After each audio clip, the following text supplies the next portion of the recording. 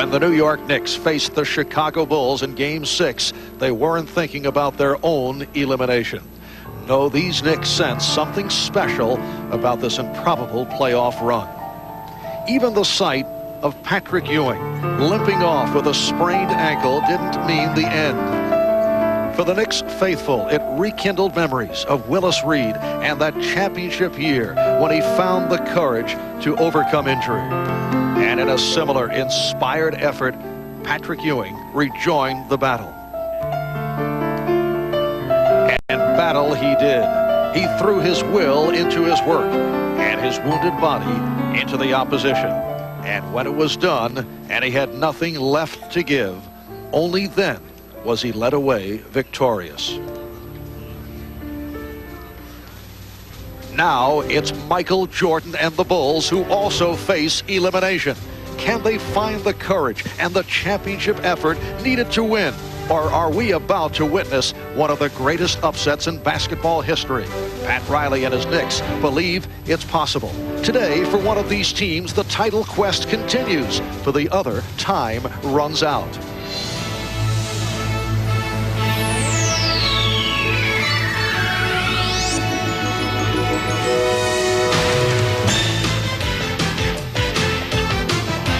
This is the NBA on NBC. The 1992 NBA playoffs. Today, it's the New York Knicks versus the Chicago Bulls. This the scene at Chicago Stadium about 2 hours ago. Michael Jordan arriving for his most critical game of the year. And 20 minutes later, Patrick Ewing made his way to the biggest game of his 7-year NBA career. And despite the sprained ankle, does not appear to be limping. Yes, the season is on the line for the Knicks and the Bulls. A sellout crowd, 17,000, has turned out for the finale of this ferocious 7-game series. Hi, everybody. I'm Marv Albert, along with the czar of the telestrator, Mike Fratello and Irvin Magic Johnson. Now, Magic, you have certainly seen Pat Riley at work under enormous pressure come playoff time. I know you spent some time with him earlier today. What did he tell his ball club for this 7th game? Well, Coach Riley told his Knicks players that, hey, the pressure is on the Bulls to win this game. What they must keep doing is keep having fun and also stay loose. 3 things must happen for the Knicks if they're able to win this game. They have to keep playing good team defense, keep rebounding the basketball, and continue to keep the Bulls out of the lane. And during the course of this stunning run by the Knicks, they have been able to take the 2 Chicago superstars, Michael Jordan and Scottie Pippen, right out of their game. In fact, Mike, that's the major reason that we have come to a 7th and final game. Well, no question that the superstars, Jordan and Pippen, have been affected by New York's defense, but in a different way because they're both trying. New York felt if they could control tempo and keep the shot attempts down, then they would keep the points down. If we look back during the regular season, this Chicago Bulls team averaged 87 shots a game with Jordan and Pippen taking 39 of those shots. In this series in the playoffs, the Bulls averaging only 74 shots a game, down 13. Jordan and Pippen, 38, so it's almost the same, their contributions. Where they've been affected is in the field goal percentage. Regular season, Jordan at 52, Pippen at 51. In this series against New York in the playoffs, Jordan down to 47, Pippen all the way down to 37. So the bump and grind, the physicalness of the New York defense, it's taken its toll. All right, this crowd appears to be ready here in Chicago. Coming up, the 7th and final game between the New York Knicks and the Chicago Bulls.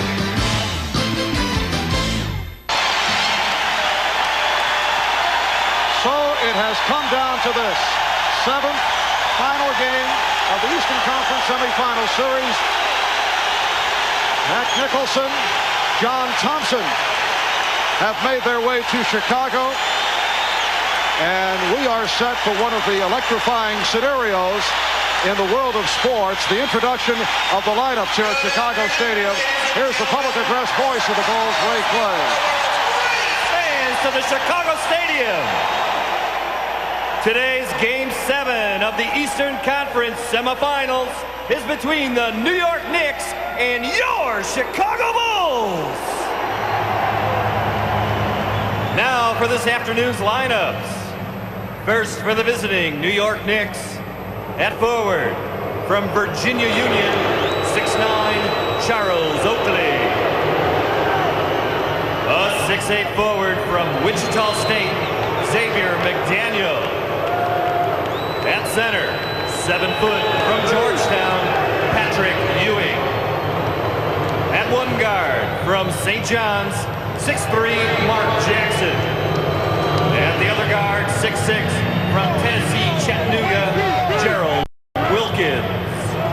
The New York Knicks are coached by Pat Riley, assisted by Dick Harder, Paul Silas, and Jeff Van Gundy. The trainers, Mike Saunders.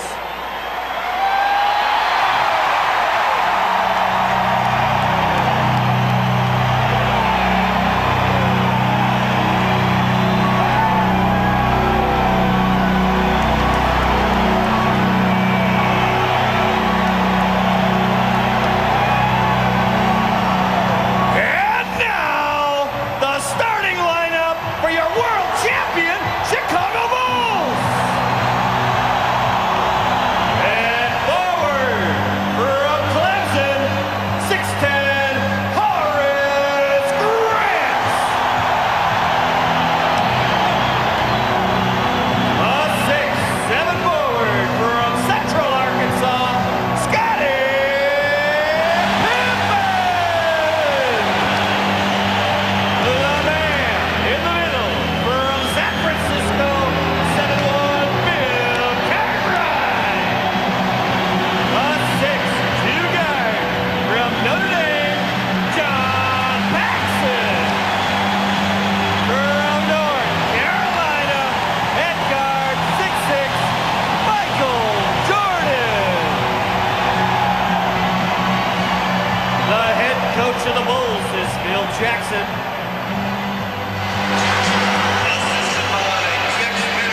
Well, our Ahmad Rashad spent time in both the Knicks and Bulls locker rooms earlier today for a report.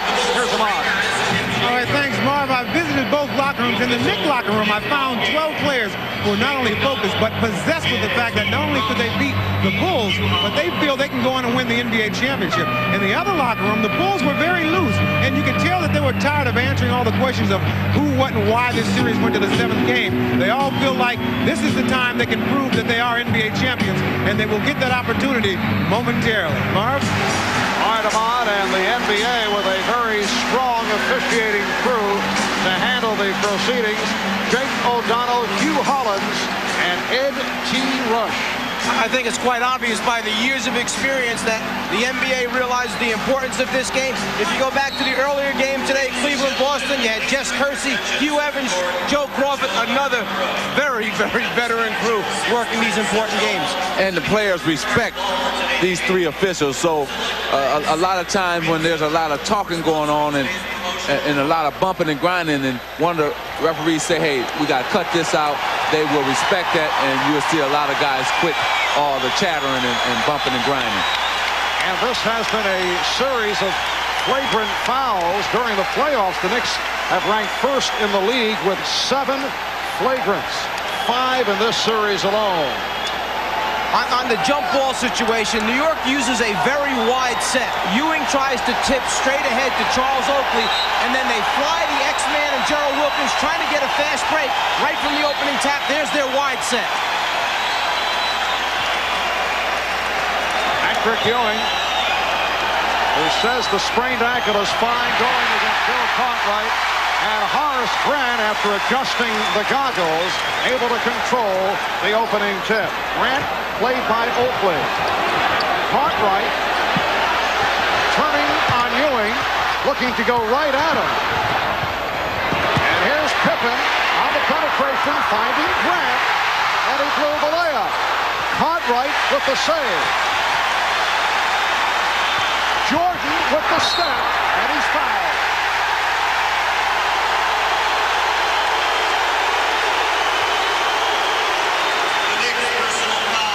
Well, we've seen the aggressiveness right from the start by the Chicago Bulls. Michael saying no jumpers to start out with. Take the ball to the rim. Pippen took it to the rim, and the Bulls started out offensively like they like to do every game. Get it into Cartwright, see if the postman can score first, and obviously try to pick up an early foul versus Patrick Ewing.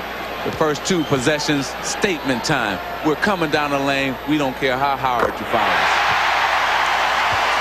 The foul committed by Charles Oakley. Michael Jordan, 45 minutes. Game 6 in New York Thursday. Only 9 for 25, 21 points.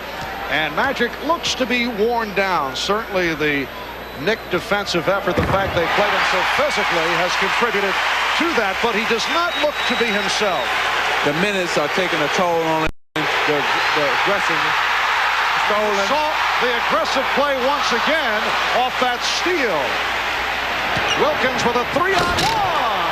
Served up a facial on Bill Cartwright. Well, both teams saying something there. Chicago, we're going to press. New York, we're going to attack.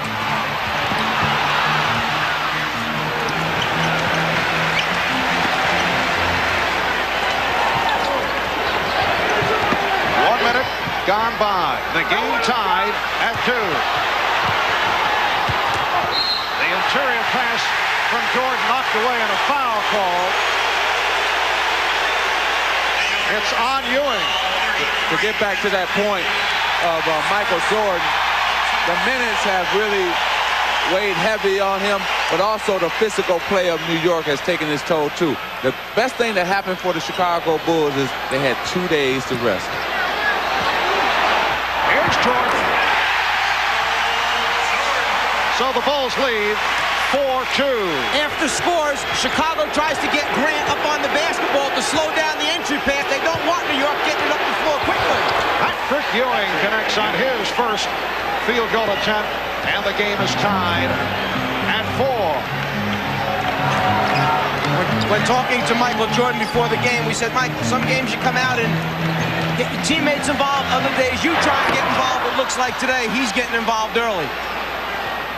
Coach, Mike, we can't wait. He can't wait. This is game 7. You can't wait on your teammates. Wilkins for 3. Gerald Wilkins in this playoff series has been hitting the outside shot. That's not the case during the course of the regular season. The Knicks with a 7-4 advantage, and the Knicks have opened up by hitting their first 3 shots. Here is Jordan.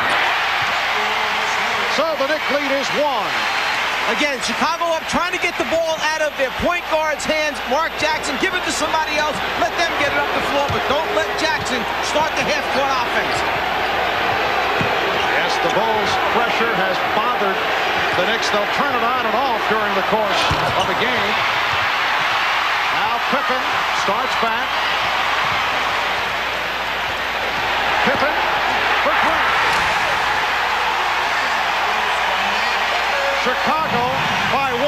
That's that middle portion of Chicago's transition game. The first big man down the floor, posting up quickly. Xavier McDaniels had a sensational playoff. Now being guarded by Horace Grant. Shot clock running down. Johnson. And the Knicks lead 9-8. You know what, Marv? Usually the first quarter is important for the visiting team.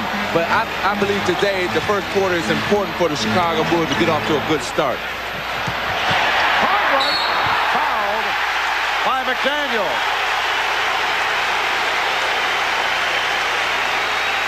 A few moments ago, Scottie Pippen coming down in the transition game. The size and the ability to put it on the floor, create off the dribble, find an open teammate under the basket. That's why he led this team for the season in assists. Bill Cartwright has had his difficulties at the foul line. In the earliest stages of his career, a solid free throw shooter, but he has dropped off in recent years. He's tied the game at 9, and there's no question that the Bulls are looking to get Cartwright going earlier. That is their usual philosophy, but today even more so as they want to test Patrick Ewing. Exactly. They want to get Patrick Ewing into foul trouble because they know once they get him on the bench, their job and their game will be a lot easier. So the Knicks and the Bulls tied at 9, 3.5 gone by. Ewing from Oakley.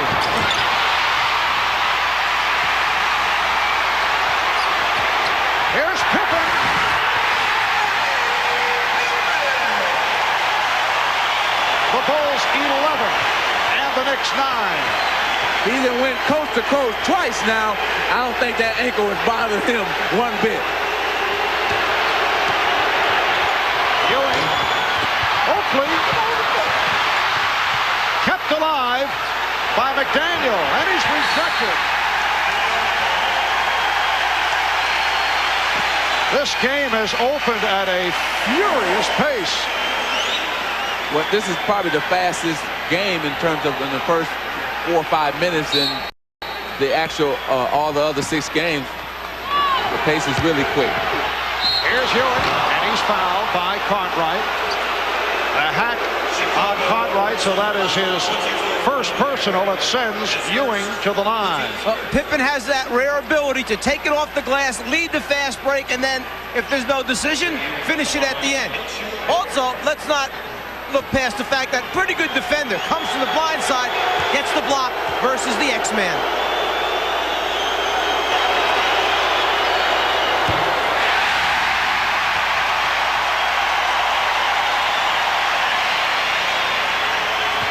Patrick Ewing averaging 22 points in the series, although he has had his ups and downs. And the same for his work at the free throw line as he connects on 1 of 2, so the Knicks trail 11-10. The New York Knicks last advanced beyond the second round in 1973 when they won it all against the Los Angeles Lakers. Jordan. Bulls 13 and the Knicks 10. Fast start for Michael Jordan. He's hit 3 out of 4. He has 8 points. And that was a little wrinkle that the Bulls have added now. Baseline screen by Cartwright to free up Jordan. Cartwright with the box out. Jordan with the spin and the bucket.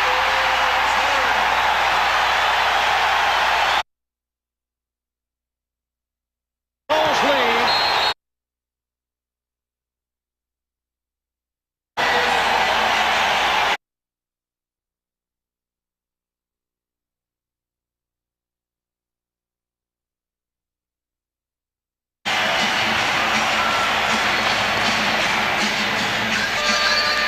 Well, a moment ago we discussed the physical condition of Michael Jordan, who in Game 6 at the Garden looked to be fatigued. I asked Michael if he is worn down. I was, before we took a day off, I was mentally drained in the sense that you have to keep raising your level of mental challenge towards this team. They challenge you in that way. That I was a little mentally drained, and the day off really helped to recuperate that. I think everybody was. You know, we wanted to win so bad. We probably lived on the expectations of everybody, saying that we should sweep this team, and when it wasn't a sweep, it became mentally draining for everybody to give yourselves up for the games. You know what happens is superstars rise to the occasion. Yes, he was tired. He probably still tired today, but this is his time, 7th game. McDaniel had a fire with the shot clock running down. The Knicks have missed their last 6 field goal attempts. One of the most discouraging things to come out of a timeout when you're trying to regroup, you set something up, and all of a sudden you're facing 1 second left on the 24-second clock, and you have to hoist one up just to get it off. The Bulls, in contrast, have hit their last 5, and they lead 15-10, 6:35 remaining in the first quarter. Jordan does not like the hand check from Wilkins, and a foul call. Now let's go to Ahmad Rashad for this report. All right, Marv, during that last timeout, Pat Riley and his team were very calm and collected and calculating. And Paul Silas told me before the game that they expected the Bulls to come out and have a big wave of offense in the first quarter. If they could withstand that, then they'd have a chance to win the game. Marv? Well, Ahmad, we're seeing that wave in Chicago in the midst of an 11-3 run, and you can see the tone of the Bulls is quite different here at the start, Mike. They're taking it to the basket instead of pulling up. On the turnover, Knicks have a 3-on-2. No question. People have been saying that the physicalness of New York has made Chicago shy away from taking it to the rim. 5 times all the way to the rim so far in this game. Only once a pull-up jumper. And Here's Jackson with the pull-up. Mark Jackson with his second field goal. The Bulls 15 and the Knicks 12. Grant setting the screen. Pippen for Grant. Played by Ewing. Now Pippen with the room. That may be a bad sign for the Knicks. Scottie Pippen hitting the jump shot. McDaniel, yes, and Xavier McDaniel with his first field goal. The Bulls 17 and the Knicks 14. Well, yesterday in practice, Pippen didn't do very much as far as physical work, but he took almost 200 shots trying to get that stroke back. And a reach-in foul called on the Knicks. That's number 2 on Wilkins, and it will send John Starks into the game early. Pat Riley looking down the bench. Darrell Wilkins has played Michael Jordan extremely well, and he will head to the bench. John Starks, not a popular figure here in Chicago, off that flagrant foul against Scottie Pippen late in the third quarter on Thursday. I think John Starks is a type of player who loves that, though. He loves to be booed. He wants that because it makes him not have to play harder, and it brings out the best possible player in him. You'll see that today. He's going to be firing it up just like it was a normal game. He don't care about being booed. Yeah, and we talk about Patrick Ewing. This might be the key person, John Starks for New York. In their 3 wins, he averaged over 18 points a game. In the 3 losses, just over 7 points per game. If he's firing and making shots, it's a different Knick team. Bulls go to the pressure. Here's Ewing with the drop step, and it's rebounded by Pippen. Bulls on the run. Paxson shooting. Rebounded by Jordan. Grant. Oh, the Bulls all over the board. They lead 21-14. Here's Starks for 3. John Starks gets right to it. I told you, he said, come on, boo me, baby, boo me, because I'm going to shut you up with this 3-point shot. Pat Riley refers to John Starks as feast or famine. Michael Jordan on fire. 5 out of 6. He has 14 points. John Starks has gone hot and cold during the course of the playoffs. That goes back to the series against Detroit. He had a hot one the other night, and Jackson was hit.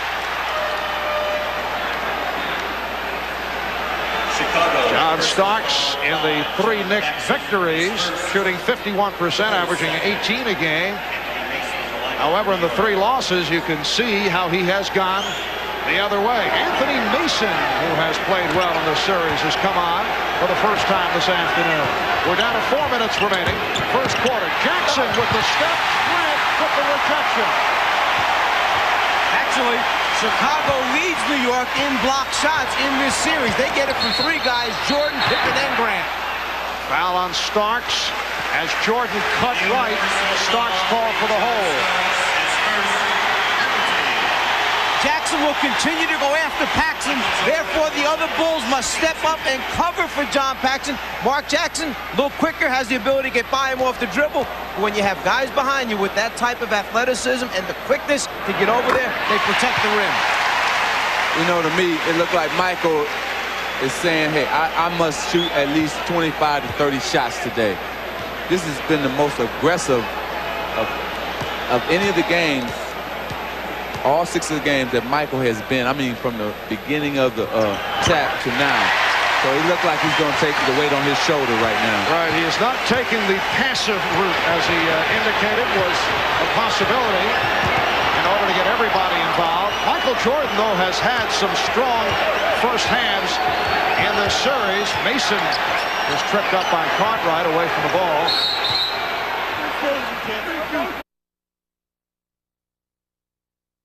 Separates the 2.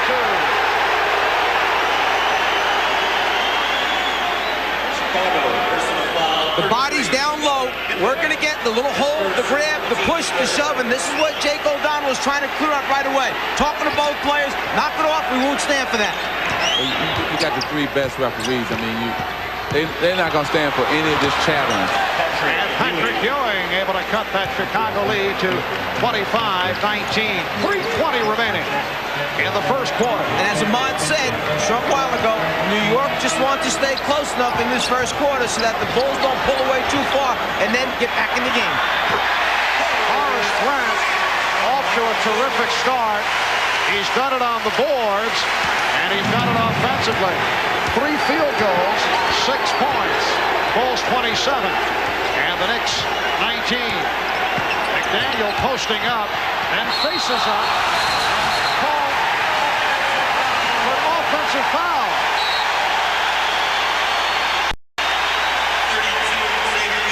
That's number 2 on the X-Man. The timeout was called. Both clubs going at each other. Michael Jordan and Xavier McDaniel having words. Double technicals were called on McDaniel and Jordan.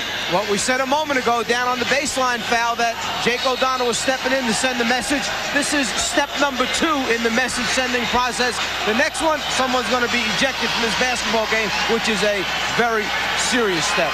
Jake O'Donnell does not mess around. You're messing with the wrong referee if you're going to be messing with Jake O'Donnell. He will toss somebody. He doesn't care if it's the 7th game. If he warns you one time, the second time, you're out of here. Let's go to Ahmad Rashad.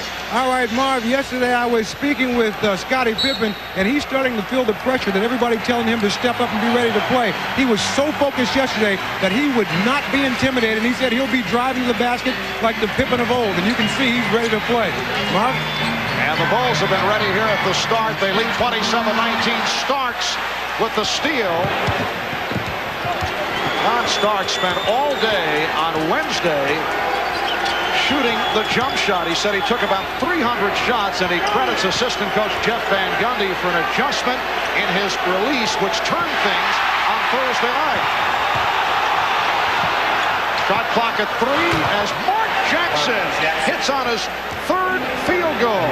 Starks saying that the ball was resting too much on the palm of his hands, and he made that adjustment. Meanwhile, Pippen is hit hard, and he'll go to the line. Let me say this. Scottie Pippen, for the first time, is taking the challenge. He's not stepping backward. Right here, he goes to the hole. He's saying, okay, I'm going to challenge everybody. I don't care. You can throw me down, knock me down. Going forward instead of going backwards. Magic, of course, your Laker club of recent years was more of a finesse team, but when you went up against the Bulls last season, was the same philosophy intact, that if you can get to Pippen early and hit him hard, that you might take him out of the game? Well, we wanted to do that, but we didn't have the type of players that could do that. New York, that's their style, because they have the type of players with that mentality that can do that. Is there the feeling that he can be intimidated? Well, that's the feeling that you want to play him physical. Push him around because he doesn't like the physical game. Patrick Ewing cutting it to a 5-point Chicago lead. 1 minute and 40 remaining in the first quarter.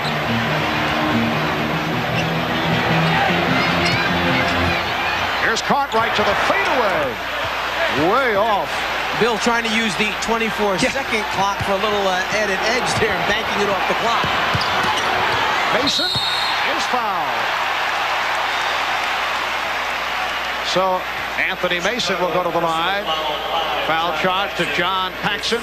B.J. Armstrong will check in, along with Cliff Levingston. You know, Coach, Chicago has gone to a different strategy than any of the other games. They're posting up Michael more than trying to get him out on a 1-4 type situation, because they feel that he can take the smaller guards and Wilkins and then Starks. In the other games, they got him down in there, but later on in the game, as you're mentioning, they're doing it right from the beginning here and using a little baseline screen by the 5-man, because Ewing's not going to switch off on him to help free him up flashing in there. Normally, they just send him on his own, try to flash him into the post. So you can see that both coaches have made slight changes in their offense to free up different guys. And despite this early flurry by the Bulls, the Knicks able to hang in. That's been the story throughout the series. The Bulls now lead by 3. Jordan through the foul. Oh, what a move by Michael Jordan, who has come out and hit 5 out of 7 from the field, 6 for 6 from the line for 16 points. The foul called on Starks. Well, if you let Michael Jordan get to the paint, and this is one of the things that Ryan and the Knicks were focusing on, keep him out of that paint area. Everybody else, besides the man guarding him, pay special attention. When he puts it down, come and get him.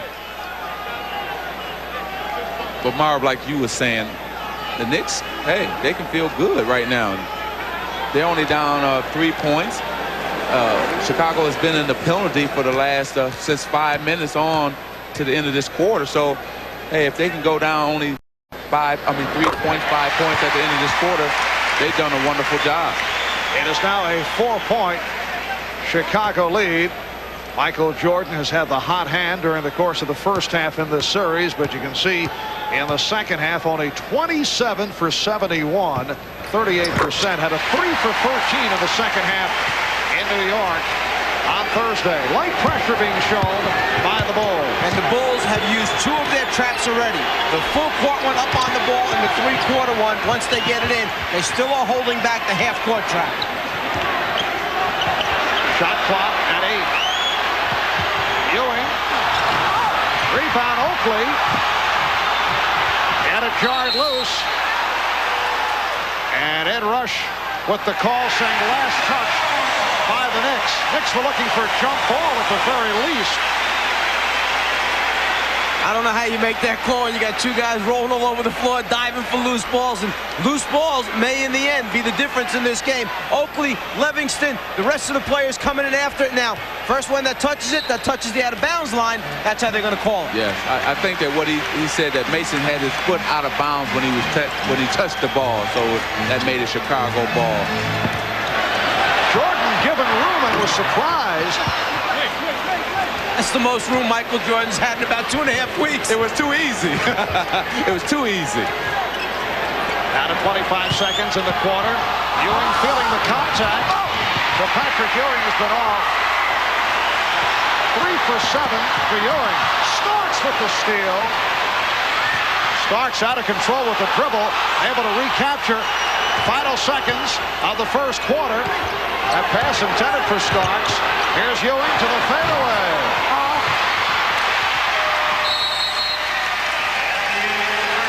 So that's the end of one here in Chicago. Michael Jordan has been the spark. Jordan with 18 points in this first quarter.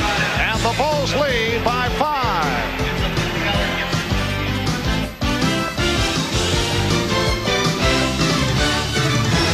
Back in Chicago, Marv Albert, along with Mike Fratello, Magic Johnson, Ahmad Rashad. It is awfully tough to repeat in the NBA. A Chicago Bulls team that won 67 and lost 15 during the regular season, trying to make it 2 in a row. Well, I guess if there's anybody that should know about how difficult it is to get a back-to-back championship, it's our guy Magic here. It took us 3 7-game series to win the back-to-back championship, and it might take that for the Chicago Bulls, but they got enough to worry about right here with the Knicks. John Starks continuing his strong play. The Bulls lead by 3 as we get underway in the second quarter. E.J. Armstrong being guarded by Mark Jackson. Illegal defense called on the Knicks. Bill Cartwright was requesting the call and was upset, and he finally got it from Hugh Hollis. Well, Oakley had went over and double team and then get back. After the team that's leading in the first quarter has won all 6 games. Are you kidding me? Wow. Winning that first quarter, pretty important so far. Ooh. So that means Chicago gonna win today? You want to go home now? Oh, very friendly rim for Michael Jordan. 20 points for Jordan. The Bulls lead 32-27. Once again, the Bulls trap.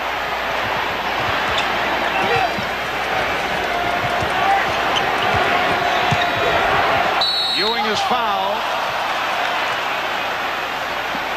Cliff Levingston, anticipating the pass to the post, just stood there as his man cut through, waited for Patrick Ewing to turn back to the baseline side, and all of a sudden he was in a double team, and probably the quickest one he's seen in a long time. You know what it looked like to me is that Patrick Ewing can run straight up and down, but when he tries to get the lift for the baseline jumper, he's not getting it. You have to get lift when you shoot the turnaround jumper like he does, and today he's not getting the lift on his shot, and it seems like that ankle is not giving him that push that he needs to get his shot up, because everything is going short on his shot, and that's what tells that when you're not getting your lift. And Ewing does not have a rebound, so that may be another telling point. He suffered the sprain left ankle in Game 6. It's called a moderate sprain. And the foul called on Greg Anthony, the rookie from Nevada, Las Vegas, checking in a moment ago. Anthony has been very effective against the Chicago pressure, and undoubtedly that's why Pat Riley has him in there. Mark Jackson sitting down. Now Patrick Ewing will get a rest. Xavier McDaniel has returned, so Charles Oakley moves over to the center position. And actually, Cliff Levingston first warned the official as Greg Anthony ran into his first screen in the backcourt, and then when he did it again, the whistle blew. Yes, and it counts.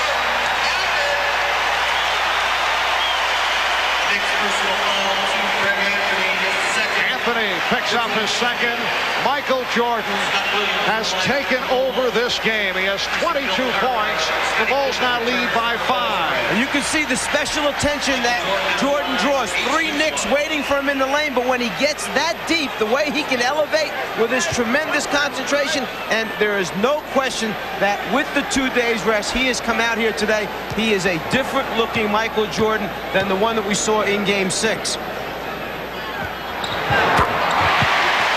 The Bulls 35, the Knicks 29, and here's pressure again by Chicago. Now they drop back. Magic mentioned earlier that the 2 days off for both teams was the big blessing. The first 6 games of this series played in 10 days, a very short period of time. McDaniel, yes, Xavier McDaniel with a good move, his second field goal, and the Knicks trail the Bulls by 4. With Patrick Ewing on the bench, look for the Knicks to go to McDaniel, also Mason and Starks to do most of the shooting out on that basketball court for the Knicks. Off the turnover, Mason starts back. Mason picked up by Scott Williams, who just checked in. What you had there was a player trying to do something that's not his strength. Cliff Levingston does not elevate and drop down passes at the last second. Michael Jordan and Pippen do those things. Here's McDaniel, rebounded by Williams. Pippen's pass picked off by Starks.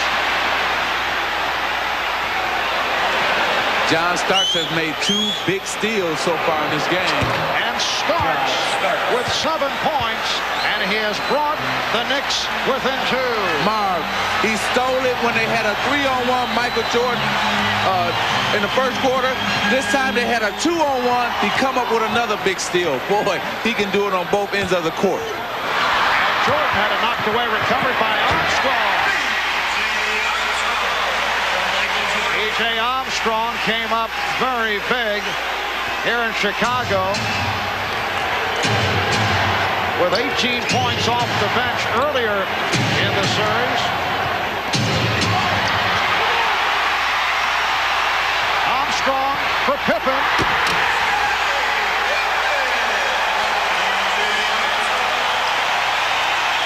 The Bulls 39 and the Knicks 33. See, Greg Anthony, when he's double teamed, he cannot make that pass because he's too little to make that cross-court pass like he tried to do then. Blocking foul on Scott Williams. And a timeout has been called by the Bulls. 8:40 to go in this first half.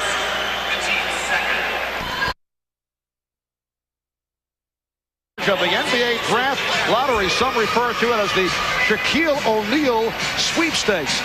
Incidentally, earlier this week out in L.A., Ahmad Rashad, taping a segment for Inside Stuff, played some one-on-one with Shaquille O'Neal, and they ran into a little problem. Let's take a look. Okay, so you've been playing against zones in college, right? I'm going to show you what it's going to be like in the NBA. You ready? Huh? Well, give me your best. Let me see your best.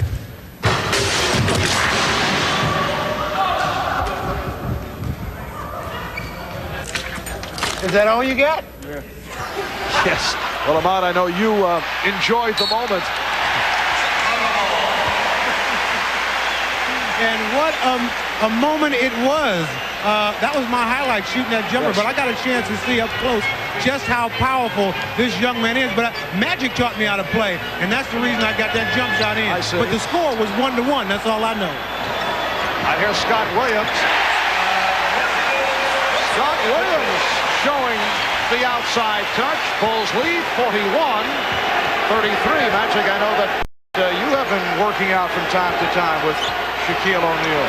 Very impressed with him, especially how strong he is and his footwork. He's really a young man that somebody's going to be very happy drafting. He's going to be a superstar in our league. Oakley to the line. He was hit by Williams. You won the lottery, and there's Alonzo Mourning, who will certainly be among the first to be selected. If your club won the lottery, you're in charge. Who do you take? Shaquille O'Neal, without a doubt. I think anybody would be happy with Alonzo Mourning and Christian Laettner. Those are your first three draft choices. And Jimmy Jackson, it depends too. But this is the deepest draft it's been for years. With both of these teams having their reserve players on the floor right now for significant minutes, obviously the productivity becomes so important. Pat Riley a number of times has said when that combination of Anthony, Mason, and Starks, he said sometimes it's feast, sometimes it's famine with those three. And that's what you have to, play your way through it, see what happens, and then substitute accordingly.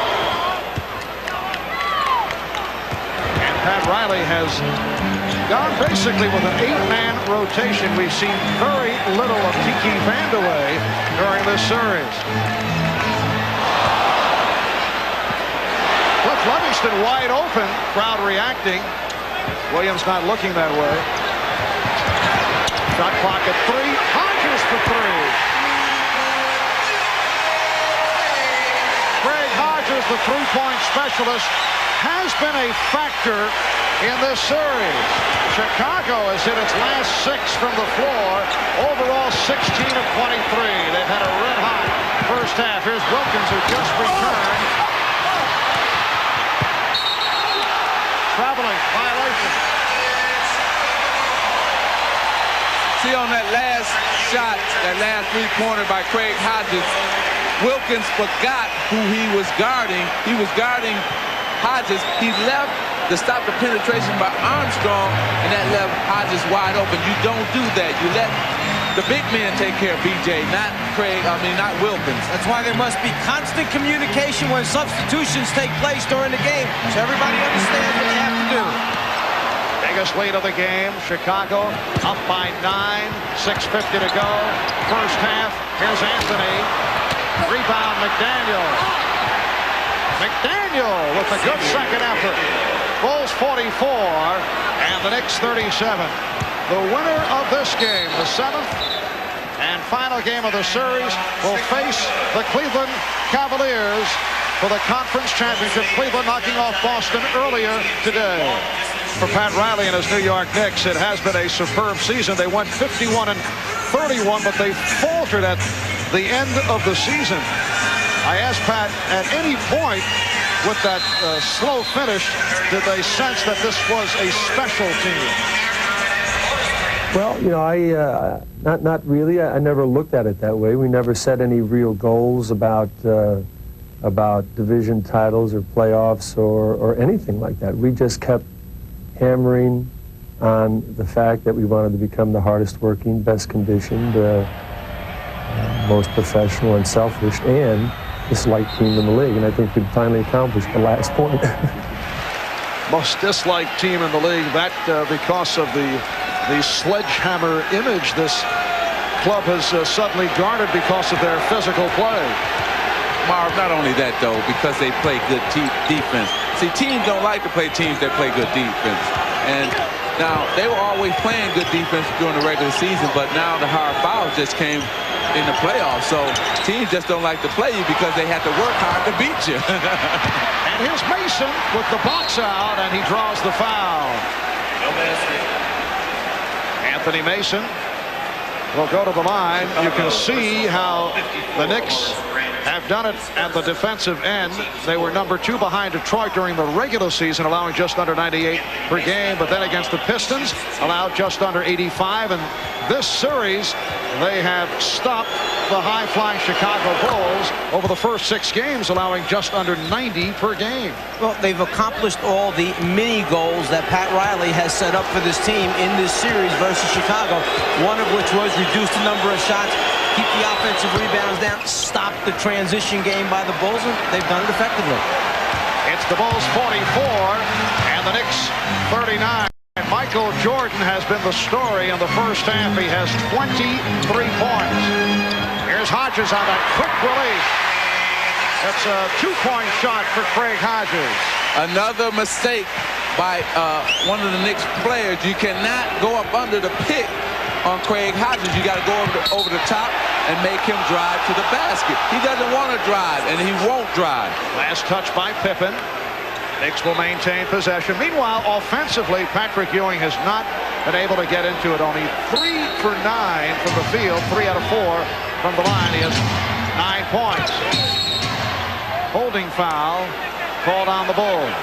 Whether you are Chicago or New York, if you decide you're running a pick and roll, those centers, and you involve your center, obviously, in the play, those centers defensively, they don't jump out half-heartedly. They're jumping out hard. There's a wall there when you come off that thing, trying to discourage the guards from turning the corner, getting in the lane area. Chicago now being hurt by the fouls. They've got over the limit. Knicks 9 for 10 from the line. 5:38 remaining in this first half. The Bulls lead by 6. Well, I guess it's turnabout fair play. In the first quarter, Chicago was in the penalty at about the same time, 5 minutes to go to the quarter. Now New York has the penalty going their way, 5 minutes to halftime. And the Knicks with only 2 team fouls. Grant try to go the reverse.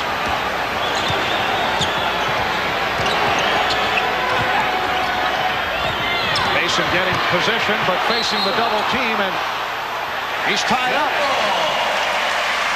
Good defensive play by Chicago and doubling up on Anthony Mason. Now, since this jump ball will be under the New York basket, and the loss of the ball right there enables Chicago to get back, recover, and force the jump, you have to cover shoulders under the basket. They covered Ewing on both sides, left and right. No layup on the tip. Wilkins picked off by Grant. Jordan.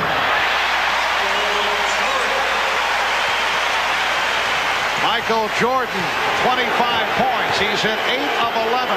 Bulls 48. Knicks 41. Wilkins and Anthony now in the backcourt. Ewing up front with McDaniel and Mason. Here's Wilkins for 3. And back comes Pippen. Hodges from downtown. Pippen had it knocked away. It'll be Chicago ball. Magic, pretty soon they're going to start listening to you about leaving Hodges alone out there. Remember what he can do. Well, that time the defense went back up under the paint to guard the basket and left Craig Hodges wide open. And he, for the first time in this game, in this series, he rushed the shot. He rushed it that time on a 3-pointer. Mark Jackson is back for Greg Anthony. Oh, good look from Jordan.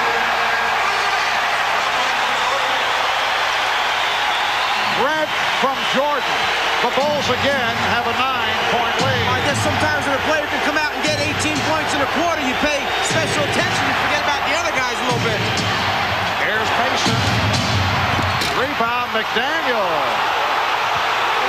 Crowd looking for a travel.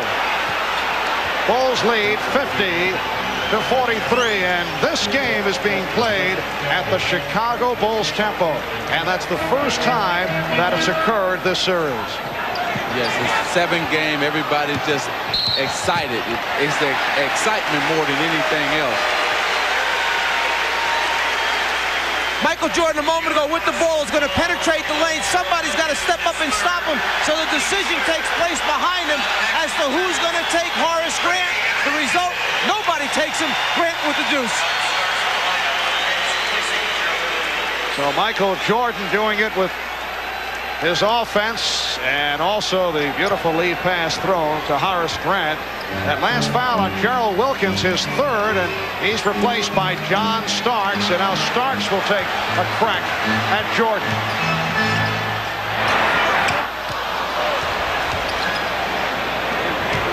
McDaniel for Starks.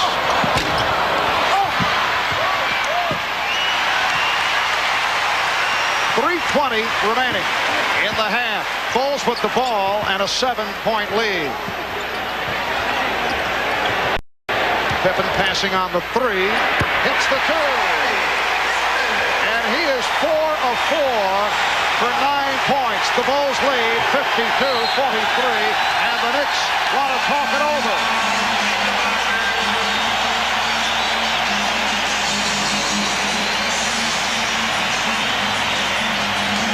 This is Bob Costas at the studios of NBA Entertainment in Secaucus, New Jersey, and coming up on the Prudential Halftime Report, we'll bring you the NBA Draft Lottery. At stake, the rights for one of the 11 teams in the lottery to select LSU's Shaquille O'Neal if they should be so inclined. And the order of selection in any case, 1 through 11, will be determined for the June 24th NBA Draft. This now is a videotaped look at the mechanism which is used to determine the winner. Awe-inspiring, isn't it? Right now, let's head back to Chicago and rejoin Marv, Mike, and Magic. All right, Bob. We have Bizarre, the telespreader, mesmerized by the flow of the ping pong ball. Magic a moment ago as both clubs broke for the timeout. A little extracurricular activity between Pippen and Starks. Well, it took Pippen 6 games to finally hit back, and he started to hit back because he's feeling good right now. The Bulls are leading. Shot clock at 5. 2:45 remaining in this first half. Pippen with a steal. Here's Jordan. Yes. Biggest lead of the game. It's Chicago by 11. In previous games, New York has been in similar situations. Wiley's taking a timeout. They come out, respond, get a basket or 2 free throws, close the gap. Here, a critical turnover. It continues to widen the lead. Starks with an air ball. Ewing for Starks. Shot clock at 1. Jackson. Mark Jackson with the shot clock running down, able to hit. The Bulls lead 54-45. For the first time this season, for this first time this series, we are seeing the Chicago Bulls that we saw right throughout the regular season. 3-second violation called on Chicago. This is a Bulls club that set a franchise record, winning 67, losing 15. They won 36 of 41 here at home. They come off the NBA championship season of a year ago, capped off by the victory over the Los Angeles Lakers, swept Miami in the first round of the playoffs, but they have had a very difficult time against this surprising New York Knicks club. Well, Mark, I think that if anybody read Peter Vessey's column, our own NBC's Peter Vessey, Tuesday, I think he summed it up best, where he said that the Bulls quite don't know how to play physical and still be a finesse team, much like the Lakers and the Celtics of the 80s. Their teams, when they were challenged and played physical, we knew how to play physical but still played our game at the same time. Where in this series, Chicago, for the first time today, is finally playing physical, but still playing finesse at the same time. And I thought that was an interesting article. You realize how much credibility you have just given to Vessey? This is very sad. I didn't mean to do it. Okay. But I thought that summed this whole series up, that article. It was just right on the head. He hit it right on the head. And going back to your Laker team, that team had great flexibility to be able to play a little of both. It's not like you can push a button and all of a sudden take 12 guys and say, we're going to be finesse or we're going to be physical. You have to structure it to what the players' abilities are, capabilities are. That last foul on Conrad is third, so he's replaced by Will Perdue. Will Perdue very active in Game 6 against the Knicks. Got into a little scrap at the end of the game. Here's Michael Jordan. He now has 29 points, and the Bulls lead 56-46. Just by Grant jumping on the basketball after a score by Chicago, they're preventing New York from racing it back up. Patrick Ewing. You know, I think in the second half, they're going to have to, the Knicks, Pat Riley is going to have to change his strategy. Well, right now, he's got man-to-man coverage on Michael, and he's posting. And I think he's going to have to go down and double-team him in the second half. It's a last resort in New York's game plan. Try to play him straight up, even if he gets on a little roll. Rare miss for Jordan. 10 of 15 from the field. Starks digging hard. Won't count, says Jake O'Donnell. Will not get the continuation. Starks fouled. Now imagine going back to that philosophy in New York to play him straight up. That's not to say that as you progress in the game and get to the third quarter and then the fourth quarter and then the final 5 minutes that you don't make your adjustments and your changes. Well, right now you're seeing in New York a different Michael Jordan. Here today, a stronger Michael Jordan, and a Michael Jordan who has, I think, adjusted to the 6 games and say, okay, in the 7th game, they've been doing this for 6 games, but in this game, I'm going to do this, where he's posting and turning in the lane, and actually, all he's doing is jumping over Starks. He's doing nothing else but doing that, and I think they're going to have to run a man at him maybe when he gets in the lane. Paxson, who committed the foul to put Starks on the line, picked up his third. He's replaced by Craig Hodges. Incidentally, the NBA playoff record, most points in a half, 39 by Eric Sleepy Floyd. Jordan has 29. Here's Grant, changed his mind. Jordan and Ewing able to reach out for it.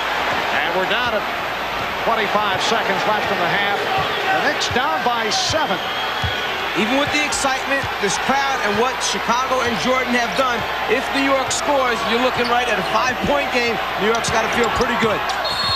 And Jackson hit on the reach-in. So Mark Jackson to the line. He was fouled by Craig Hodges. Jackson to the line for the first time. Earlier today here on NBC, the Cavaliers knocked off the Celtics 122-104 to take the series in 7. They await the winner between the Knicks and the Bulls. Brad Daugherty capping off a terrific series with 27 points, 9 rebounds. Hot Rod Williams had 20. Reggie Lewis led Boston with 22. 22nd timeout is being taken by the Knicks. Don't be surprised to see John Paxson come on the floor if Phil decides to make that type of move so that he has a number of three-point shooters to surround the outside of the floor. Then give the ball to either Pippen or Jordan, let him dribble, penetrate, create, kick back out for a 3 to send the crowd into a frenzy and give the team a little boost to end this first half. With 11.8 seconds remaining, that is so much time for the Bulls to advance the basketball off the dribble. And Pat Riley sending in Kennard Winchester, a man who has seen very little action during the course of the regular season. Kennard Winchester, second-year player from Averett College, had shots with Houston and Boston. Winchester in there because of some Knick foul trouble. Jackson will shoot his second. 11 seconds to go. First half. The lottery coming up at halftime. And so it is only a 5-point Chicago lead. Knicks do have one foul to give, and there it is. And a good foul because now the Bulls will have to regroup and inbound again with 6 seconds on the clock. And that's the reason also for the substitution in case it got into the hands of the man that Winchester was guarding. You don't care if he picks a personal foul. Now they will go back and draw up what they want to run here with just over 6 seconds remaining. The Knicks very fortunate, as you mentioned, Mike, to be only down by 5 when you consider Michael Jordan just burning it up in this first half with 29 points. Chicago is led by as many as 11. Chicago shooting 59% for the half, 22 of 37. Pippen loves to inbound the ball and then follow his pass. He's the most dangerous guy on the out-of-bounds plays for Chicago. The guy guarding Pippen has to stay awake. Don't fall asleep. He'll chase it. Final seconds. Jordan swinging free and missed on the floater. Oh, yeah, I did forget about a guy named Jordan. So Michael Jordan with 29 points. And the Chicago Bulls lead the New York Knicks by the score of 56-51. Halftime of the 7th and final game. Stay tuned for Bob Costas from NBA Entertainment Headquarters as we will present the NBA Draft Lottery.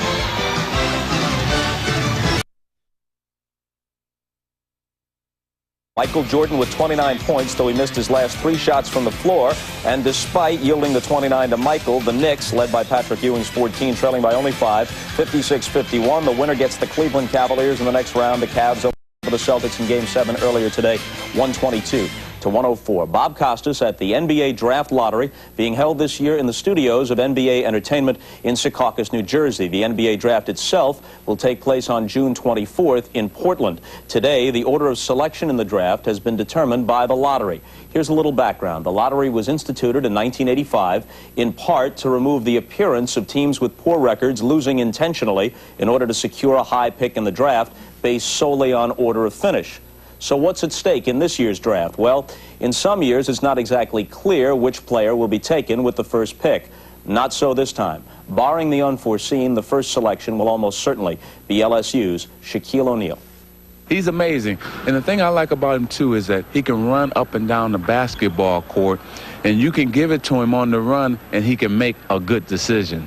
If he does the things he's supposed to do, after watching him play, I think he's the best player we have, other than Michael Jordan, of course. Yeah. But I think once he gets in the league and gets established, he's going to be the same type of player. He won't be as flashy, but he's right up there with the best of all of them right now. People out there that have a lot of expectations, and I'm not going to come into the league and try to rush anything. I'm just going to take 1 year at a time, and hopefully I'll become a great player. All 11 of the lottery teams have said they would select O'Neal if given the chance. Other prominent players sure to go in the first few picks are Georgetown's Alonzo Mourning, Duke's Christian Laettner, and Ohio State's Jimmy Jackson. Now, perhaps as much interest surrounds this draft lottery as any since the first one back in 1985. That was the year, you may recall, in which the Knicks won the lottery and selected Patrick Ewing with the #1 pick. Right now, here's a review of the rules and an explanation of how the draft lottery works, and pay attention. The 11 teams that didn't qualify for the playoffs all have a shot at the #1 pick. That's Minnesota, Orlando, Dallas, Denver, Washington, Sacramento, Milwaukee, Charlotte, Philadelphia, Atlanta, and Houston. The Bucks and Hornets finished with identical records, and a special draw held at the conclusion of the regular season determined that Milwaukee gets one more ball than Charlotte. If neither team winds up in the top 3, then the Bucks select before the Hornets. The NBA uses a weighted system which increases the chances of the teams with the worst records getting the top picks. The Timberwolves will have 11 chances out of 66 for the top pick, each chance represented by a ball. Orlando gets 10 chances, one more than Dallas, and so on down to Houston, which has 1 chance in 66. The balls are placed in a clear cylinder. They will be mixed and then drawn to the top. The first to emerge from the cylinder will represent the first pick in the draft. The second non-duplicate ball will get the second pick, and the third non-duplicate ball, the third pick. The order of selection for the remaining 8 teams will be determined by inverse order of their regular season records. This guarantees the team with the worst record, Minnesota, of no lower than the 4th overall pick. Okay, the actual drawing has just been conducted in a separate room under the supervision of NBA Deputy Commissioner Russ Granick. The process was witnessed by representatives of the 11 lottery teams, different representatives from the individuals sitting here.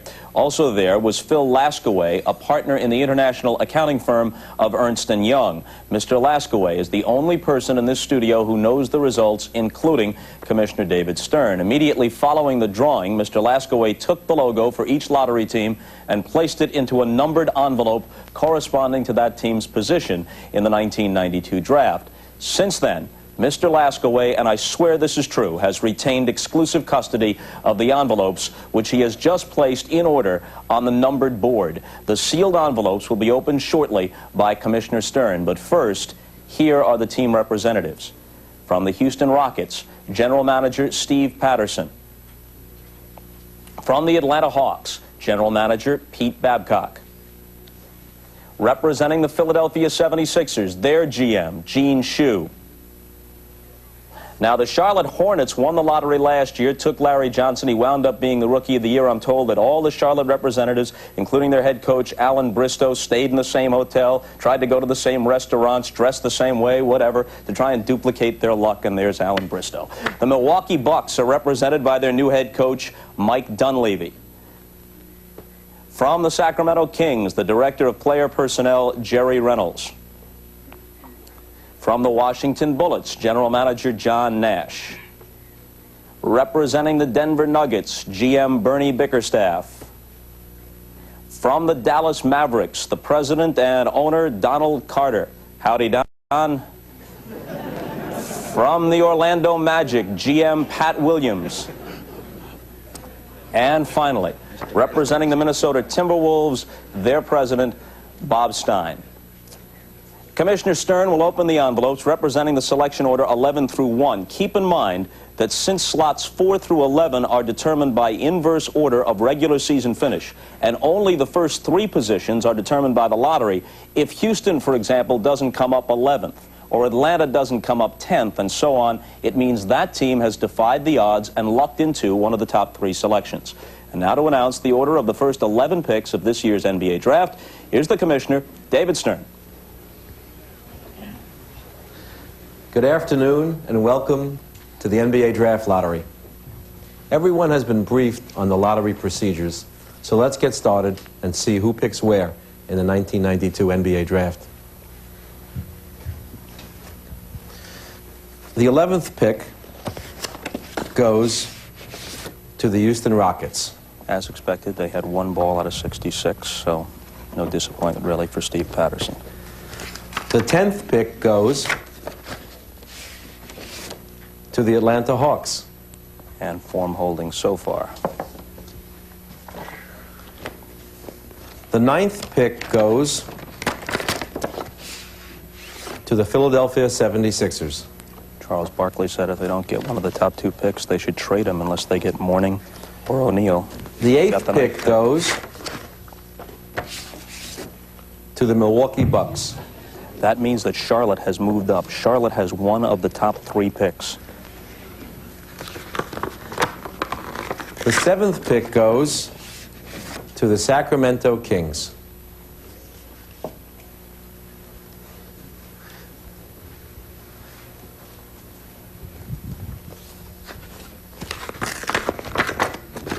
The 6th pick goes to the Washington Bullets. Everything is held according to statistical probability except Charlotte, which has moved into the first 3 picks. The 5th pick goes to the Denver Nuggets.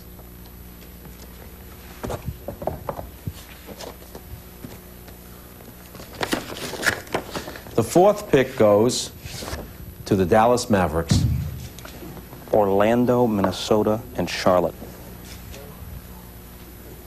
Must be the shoes and not the hat.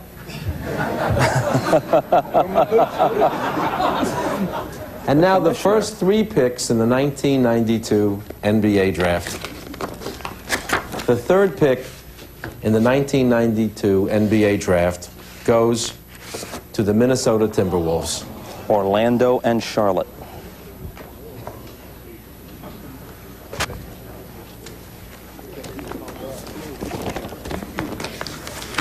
The 2nd pick in the 1992 NBA Draft goes to the Charlotte Hornets. And that means Orlando's got it.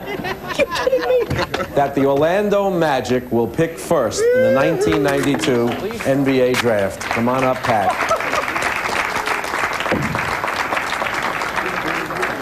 Pat Williams, the colorful former GM of the Philadelphia 76ers, has been with the Orlando Magic from the inception of the franchise, and now his team owns the #1 pick in the June 24th draft. We'll talk with Pat right after this message from Prudential and a word from the NBA.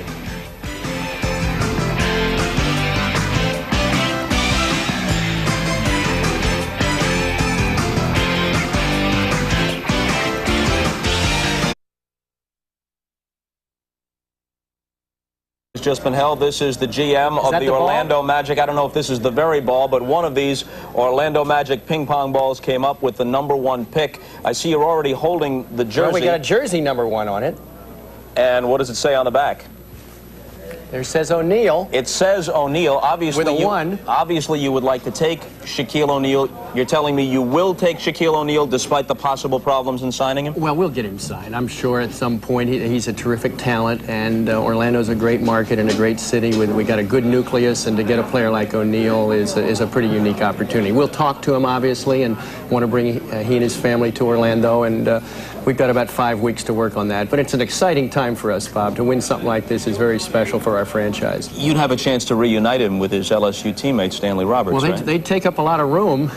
They would blot out the sun on a lot of days. They're an enormous pair, but you never, just like in baseball, you never enough pitching in basketball. You never have enough big people. So to have an opportunity to get 2 young big men like that is pretty unique for us. So you foresee a Twin Towers situation? Well, I'm not sure all the time. I'll let Matty Gukas and his staff worry about that. I think at this point, if you have talent, you figure out a way to use it. And O'Neal is a remarkable talent. Stanley Roberts is a very special young big man prospect, too.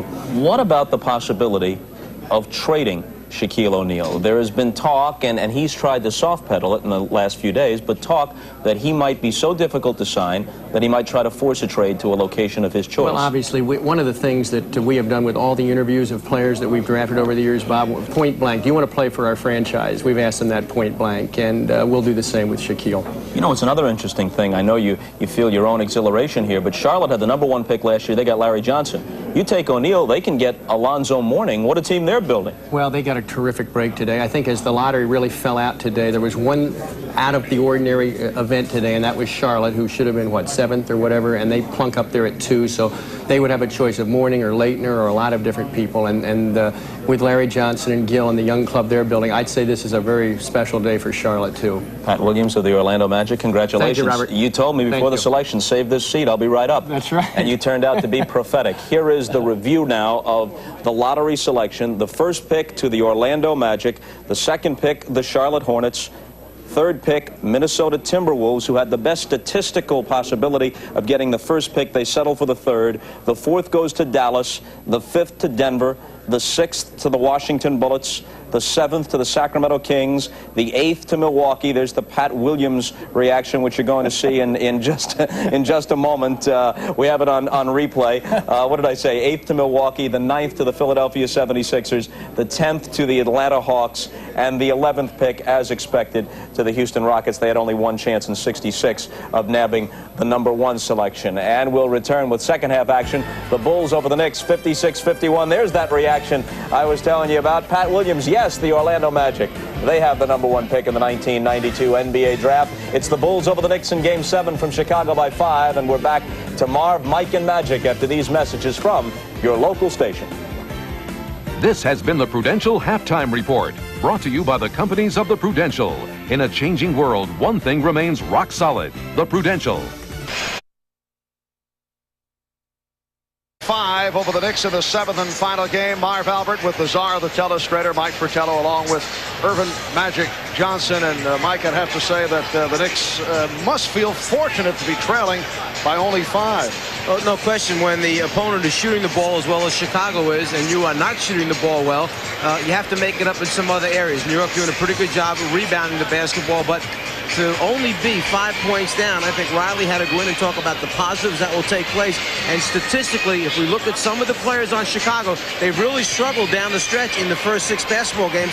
So we'll wait and see. And that includes Michael Jordan, who has not done it in the second half. And Magic Michael certainly did it in the first half with 29 points. You were indicating you could see some adjustments by the Knicks on Jordan. Well, I think what you have to do is you're going to have to run a man at him. You can't let him sit down there and post up on John Starks or Wilkins because he's jumping over him. He's in a rhythm. He's in a groove. Now you must disrupt that rhythm and that groove. And Gerald Wilkins, who has played it well in the past, is in foul trouble with 3 personals. A look at the shooting in the first half. The Knicks only 17 of 40, 43%, but the Bulls on fire, 22 for 38, 58%. We check out today's Miller Genuine Draft halftime statistics. Knicks have done it on the boards once again with a 22-15 edge, sparked by Charles Oakley, who has been leading the way. Oakley with 7 rebounds in all. Right now, let's go to Ahmad Rashad, who is with New York Knicks coach Pat Riley. All right, thanks, Marv. Pat, Chicago threw everything at you at the first half. You guys withstood it. You're only 5 points down. Well, we have to feel like we're in a pretty good position, Ahmad, but if we adhere to our defensive principles this second half and continue to hammer on the board, then I think we got a great shot at this. All right, good luck to you in the second half, Pat. Thank you. Back to you, Marv. All right, it is a 5-point differential at halftime. Michael Jordan leading the way with 29. We'll be back in Chicago after these words. This capacity crowd at Chicago Stadium looking to pump up the home team. Patrick Ewing with 14, Mark Jackson with 10, Michael Jordan leading Chicago with 29 points. His high in this series, he had a 37-point game in Game 5. His all-time playoff high, you recall, 63 points. Ewing rebounded by Jordan. Here's Pippen. That's the one thing that New York has done. Stop the spectacular plays. Stop the dunks that get the crowd excited. Stop the fast break lob passes. Already the first one here in the second half. Wilkins wide open. Good box out by Grant. Jordan and Paxson at the guards. Grant, Cartwright, and Pippen up front. Bill Jackson with his standard starting lineup. Knicks also go with their usual starting 5. Minute gone by in the third. Paxson played on the switch by McDaniel. Cartwright, foul, it counts.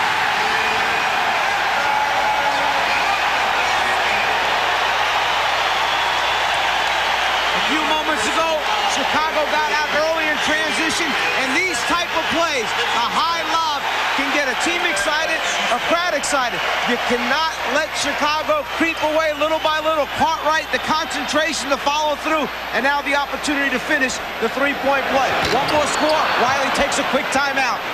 Yeah, you know what drives coaches crazy is when big men reach in and get fouls like that. That drives coaches crazy. So Ewing with 2 fouls.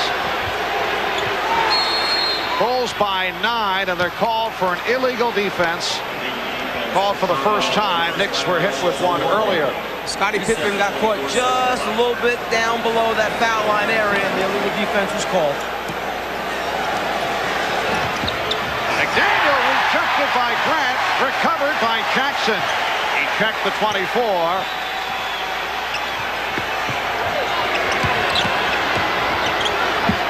Jackson from downtown.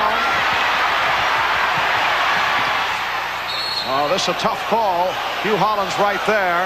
And he says last touch by the Bulls. So the Knicks maintain possession. You know, sometimes coaches talk about scrambling on defense. Well, right now, the Bulls are scrambling. That means that you're active. That means that you don't really know where you might be on the next pass, but somebody better get there quick and then cover for your teammate if he covers for you. And that's what Chicago's doing so well right now, scrambling and covering for each other. Xavier McDaniel with 10 points. The Bulls 60 and the Knicks 53. Well, their rotation is very good. The Chicago Bulls defensive rotation is very good.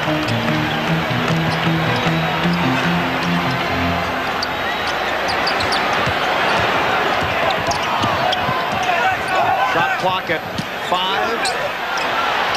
Jordan swinging, and it will be Nick Ball.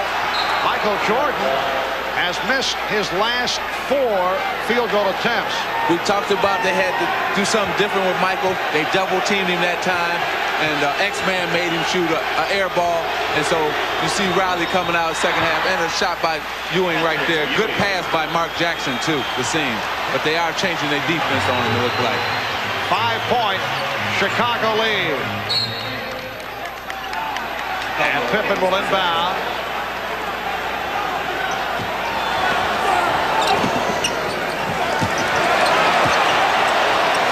Jordan working off the pick. Oh! And Wilkins able to hustle it down. To show you the toughness, the mental toughness that this Knicks team has, a lot of teams would have gone away by now. 7th game in the stadium. They make a run early Chicago, but nope, not New York. Right back here after Ewing knocks out the jumper, the 3, and a timeout called by Chicago. So the Knicks are within 3. 3 minutes gone by in this 3rd quarter. 6 unanswered by the Knicks. Fast break transition game, and it starts with defensive rebounding, and once they secure the defensive rebound, the first phase, they call it the attack phase, starts with a good outlet pass. Then they must fill the 3 conventional lanes, 2 sides and the middle, and get the ball centered back up. The next phase they call the storm phase. First big man run down the floor into the paint and post up on ball side looking for a quick score. Then the 3rd phase is their flow. Last big man go opposite and then move into your half-court offense, which we know as Chicago's triangle offense, 2 men opposite.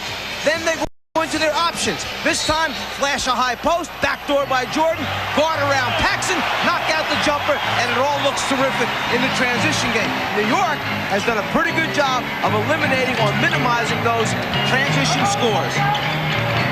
Bulls with a 3-point lead. They've led by as many as 11. Shot clock to 5. Down to 1. Paxson. Oh, that's a crusher because the Knicks defensive sequence made it very difficult for the Bulls. Well, Pat Riley can live with that. You know, we play excellent defense and made a jumper. So, okay, that's all right. Ewing rebounded by Pippen. Paxson in the open floor, gives it back. And a foul. Jordan was hit on the drive by Ewing. That's 3 on Ewing. This is the initial phase, that attack phase of the fast break. Get the ball out in front, get those first 3 people down the floor. Pippen to Paxson to Jordan. The first 3 filling, the foul by Ewing. Michael Jordan, 9 for 9 from the line, 83% free throw shooter during the season. 30 points for Michael.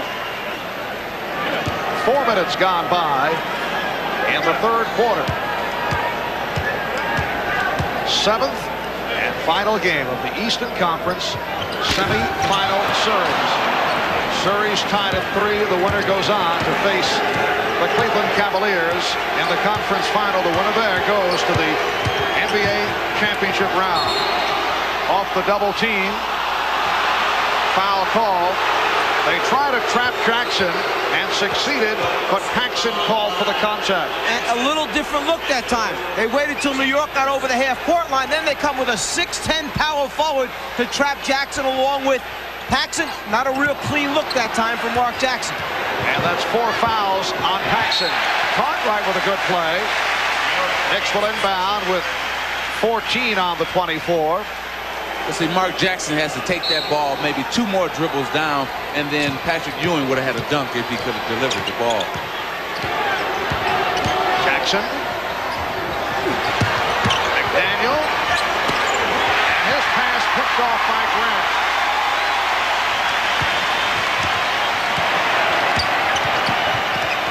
Ewing jumping out on Pippen. Left Cartwright open for an instant. Here's Pippen. Bulls have to reset it. He stepped out. It will be New York ball. New York bouncing right back with another outstanding defensive sequence, producing the turnover, the baseline drive, and the foot touches the line. Great call by Jake O'Donnell. He's the best in the business, you know, but right now, it's not in the first half and first quarter we had a real fast pace, and now this pace is the New York pace. It's a slow down game. There's a lot of turnovers, and it's going to a walk now. And when it goes to a walk, it favors New York. They love this type of pace. Wilkins able to recover, and he's fouled.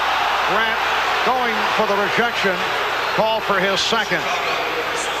Gerald Wilkins took a look, saw that lane open up for a second. It's almost like he said, let me hurry up and get to the rim before it closes back down. This is my chance to do what I do best, become a driving, slashing type player. Wilkins making his first appearance at the line. He's hit 2 of 6 from the field. Picked up the early fouls, went to the bench. John Starks came on and played well. Harold turning it around after the difficult time the first 3 games of the series. Well, I think what he was a guy worrying about Michael Jordan too much in the first 3 games. In the last 3 games, he was a guy just saying, okay, I know I have to play Michael Jordan, but I'm going to also make Michael play on the offensive end, and that's why his game has escalated. Actually, over the course of recent seasons, Gerald Wilkins done a decent job against Michael Jordan, and the reason is he's occupied Jordan early in games, and Jordan has had to defend against Wilkins. Here's Pippen with the screen shot, and Ewing had it knocked away. Grant with the steal. Well, Ewing lost it because he was casual with the rebound. Paxson, rare to see him off the dribble, and it's tipped home. Michael Jordan soaring for the tip. He has 32. Bulls lead 65-57. Foul called on Ewing. Offensive foul. That's his 4th. But a moment ago, this is what got the crowd going. When the shot goes up, Michael Jordan is going to come flying in and tip it and dunk it. You got to keep a body. Then when New York comes back down, Ewing tries to clear space with that arm. Offensive foul call. Right now, Pat Riley staying with Patrick Ewing. John Starks has replaced Gerald Wilkins. Anthony Mason getting set to come on, so Ewing will sit down. Here's Jordan. What a feed for Grant.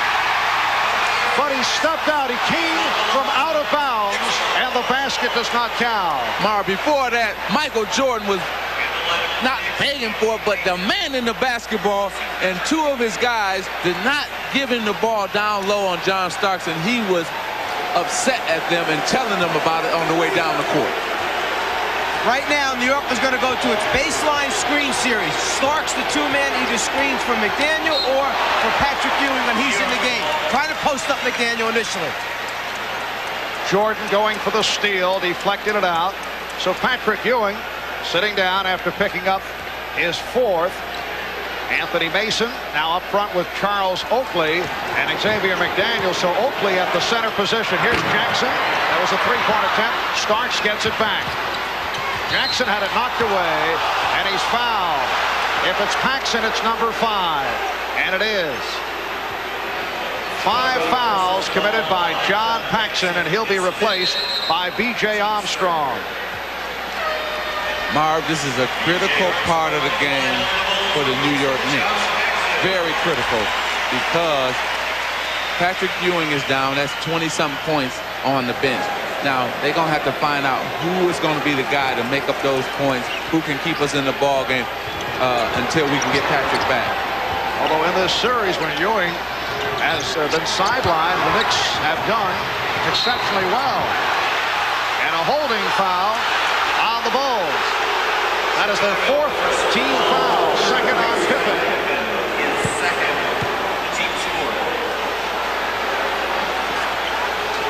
X-Man, the guy they're trying to post up, that's the score they want to go to right now. But in the double team, you see the grab of the wrist. Jordan got a piece of that shot from Starks. Double pump. McDaniel blocked. Here's Oakley. He's blocked and fouled. But you have to like the Chicago defense. 3 blocked shots in that one possession. Boy, you think you got it. Here come Horace Grant. I'm going to block your shot. Here come Oakley. He said, okay, I got it. No, here come Grant again. Boy, this is 7-game playoff basketball at its best right now. Good defense on both sides of the court. Foul on Pippen. His third. Oakley has hit 2 of 2 from the line. Chicago with 6 blocked shots. You know, most times blocked shots take place from a defensive player away from the actual ball. It's a guy helping out, a guy rotating over. Not too many times you get a straight-up block on the guy you're guarding. And Chicago, with Grant, Pippen, and Jordan flying all over the court. I mean, when you go up to shoot it, you have to have eyes behind your head before you let it go. Exactly. It's the Bulls 65, the Knicks 59. We're just under 5 minutes remaining. Third quarter. Marv Albert, Mike Fratello, Magic Johnson, and Ahmad Rashad from Chicago. Backdoor pass deflected out by the Knicks. You know what, Marv? I don't like that with Cartwright going backdoor. Right now, you got Oakley on him. Hey, take Oakley. He's too small to handle Bill Cartwright. Cartwright should be more often-minded. Now they take Cartwright out. Well, now it's an even Steven game now. So I thought maybe they should have left him in to go at Oakley. Well, Stacey King has come on for Bill Cartwright. King missed the first 2 games of the series with the flu. Sat out Thursday night with a bad throat. Here's Jordan splitting through. Jordan with the steal. And then it's stolen by Starks. McDaniel chased by Jordan. It's a clean block. Whose game is it? It's Michael Jordan's game. And that's why Magic said before he was demanding the basketball from his teammates. He knows right now he's got it. He feels it. He splits the potential trap. And then after scoring, comes right back with a terrific defensive play. Doing it all. Last touch by Starks. That was one of the most remarkable sequences that you will see. Michael Jordan doing it in every phase of the game. First the bucket, then the steal, then he lost it, and then he's able to hustle back and come up with the rejection. Knicks have missed their last 6 field goal attempts. We come up on 4 minutes to go. In the third, Bulls lead 67-59. Shot clock running down. Armstrong hits from downtown. And the Knicks call for time.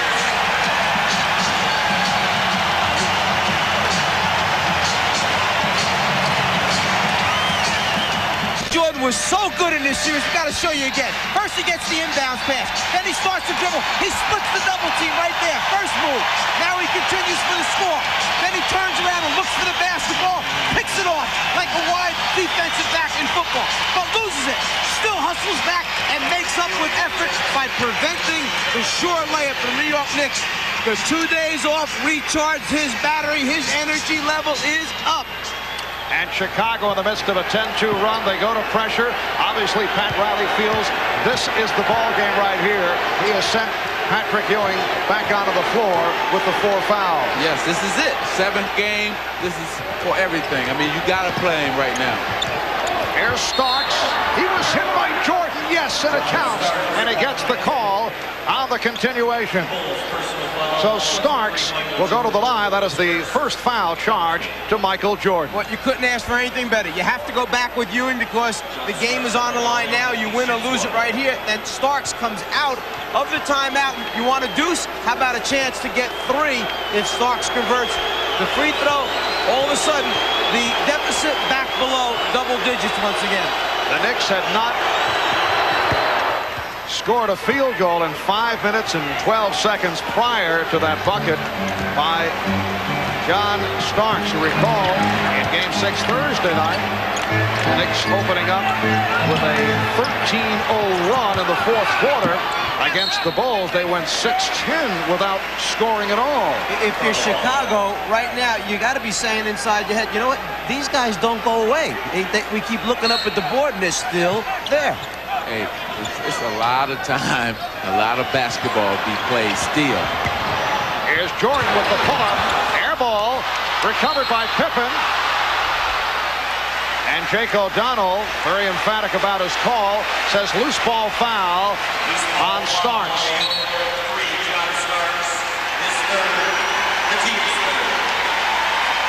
13th foul committed by the Knicks.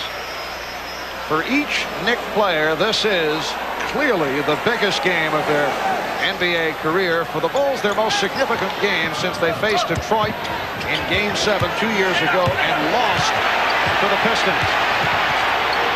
Pippen had it knocked away by Jackson. And as soon as Pat Riley saw that Ewing wound up on Pippen, he called for his double-team defense. He had to get the ball out of Pippen's hands, afraid that Ewing would pick up his 5th foul. Shot clock at 8. Jordan for King. Rebounded by Grant. Yes, and it counts. Horace Grant has come up with a number of enormous baskets.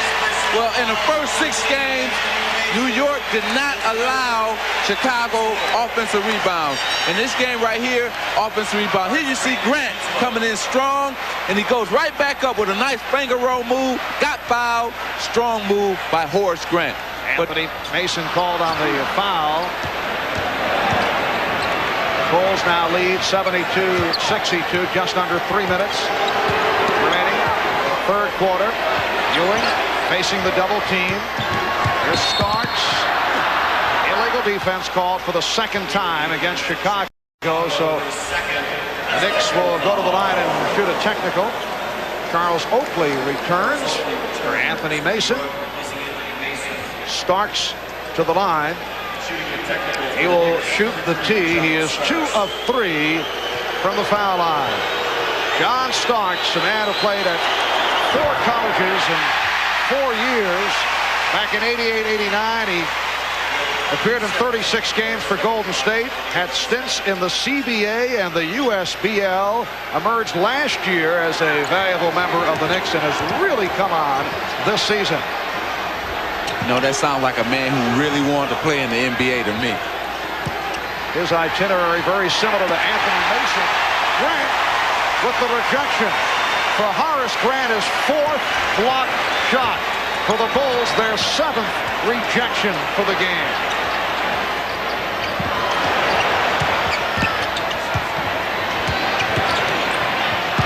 Oh, what a spin by Jordan!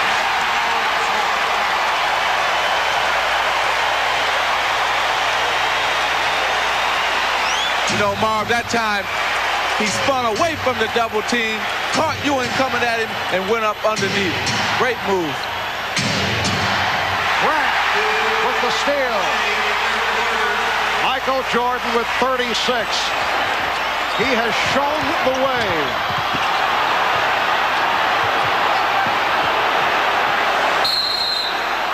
"20-second timeout called by Scottie Pippen.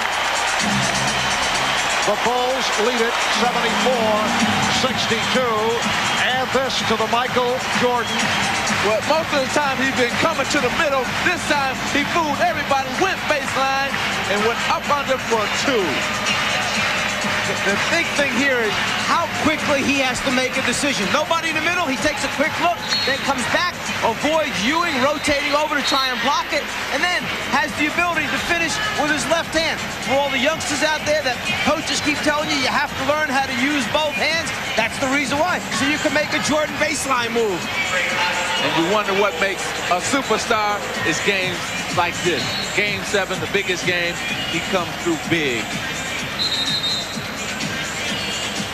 Most points scored in a playoff game. Michael Jordan with 63. He did it back in April of '86 against the Boston Celtics.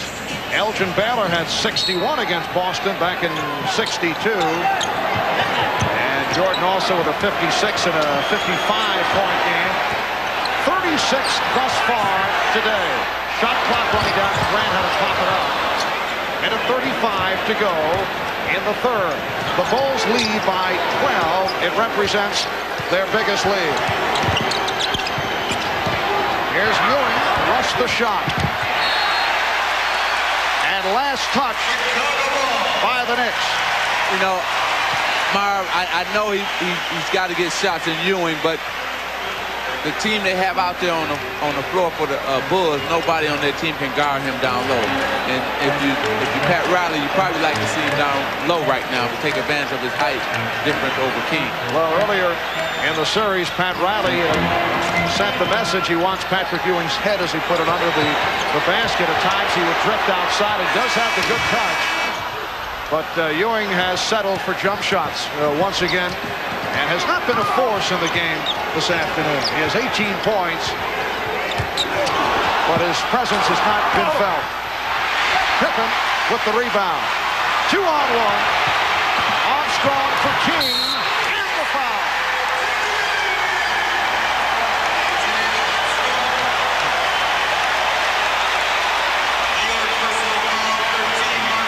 Well, when they get numbers and get out on the fast break, they have the ability to see, pass, convert, and King, who has been sick, has missed practices, not able to play in the last couple of games, back today, and he's happy about it for sure. You know, the thing that I see here is that the muscle game, the hard foul game has not occurred today. It hasn't been a factor for the New York Knicks. And with that not being a factor, you can see Chicago is able to play their game with fancy free dunk, a lot of layups. It's more of the open floor game that the Bulls love to play. Patrick Ewing cuts it to a 77-64 Chicago lead. Getting back to the subject of Stacey King, he has been very effective when he's played the Knicks. Earlier this year, when Bill Cartwright was out with a broken left hand, King started at center against the Knicks and did very well. He gives Chicago a different dimension at center. Shot clock at 2, down to 1. Armstrong. Oh, another big bucket for B.J. Armstrong. 3 seconds to go. Third quarter. Starks gets it down. Wilkins gets it off. After 3 in Chicago, led by Michael Jordan, who has scored 36. The Bulls with their biggest lead, not only of the game, but of this series. Bulls 79, the Knicks 64. We'll be back after these messages and a word from your local station.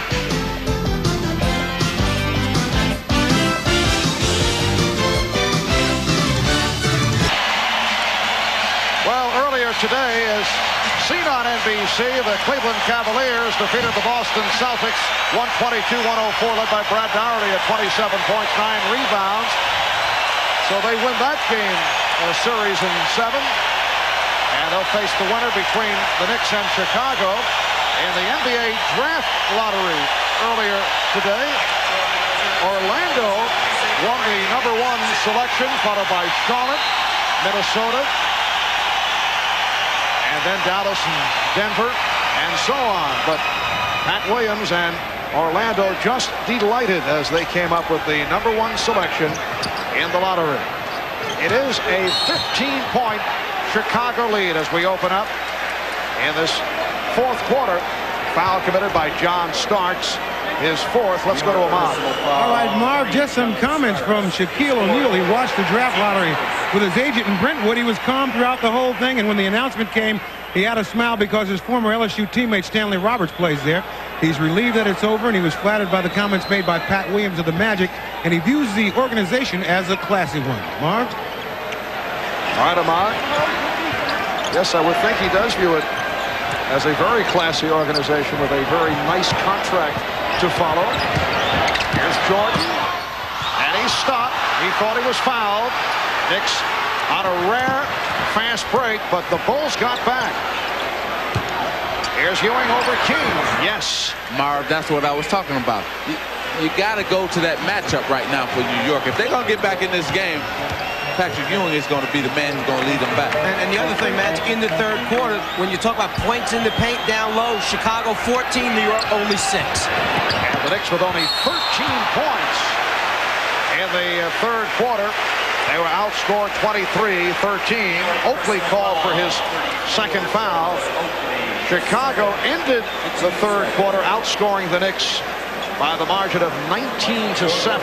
And Chicago ending the third quarter with 79 points, their highest previous total at the end of 3 quarters twice. They've had 71 in this series against New York. So being 8 up on that, it looked like Chicago was playing a style and more up-tempo game.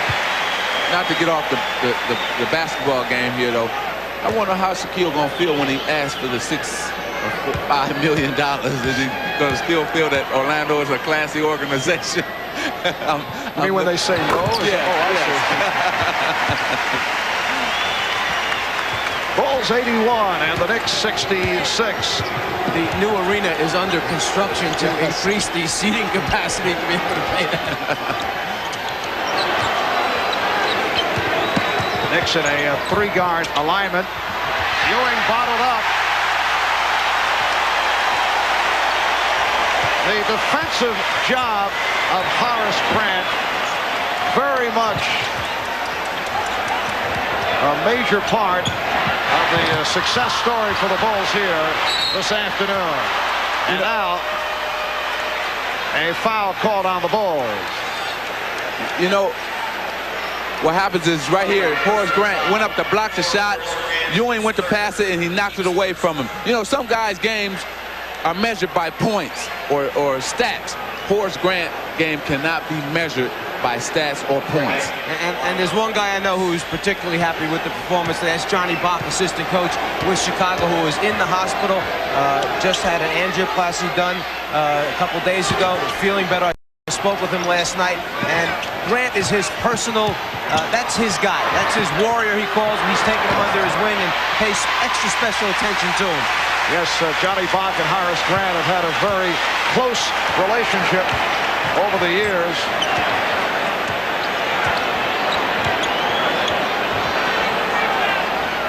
Patrick Ewing only 8 for 20 from the field, not getting quality shots in the second half. Wilkins with the box out. Starks, Wilkins, and now Anthony in the 3-guard setup. McDaniel and King with the rebound. King, a good job of boxing out on the defensive board. Ewing had no chance at all of getting to it, so he just had to turn, run back down the other end.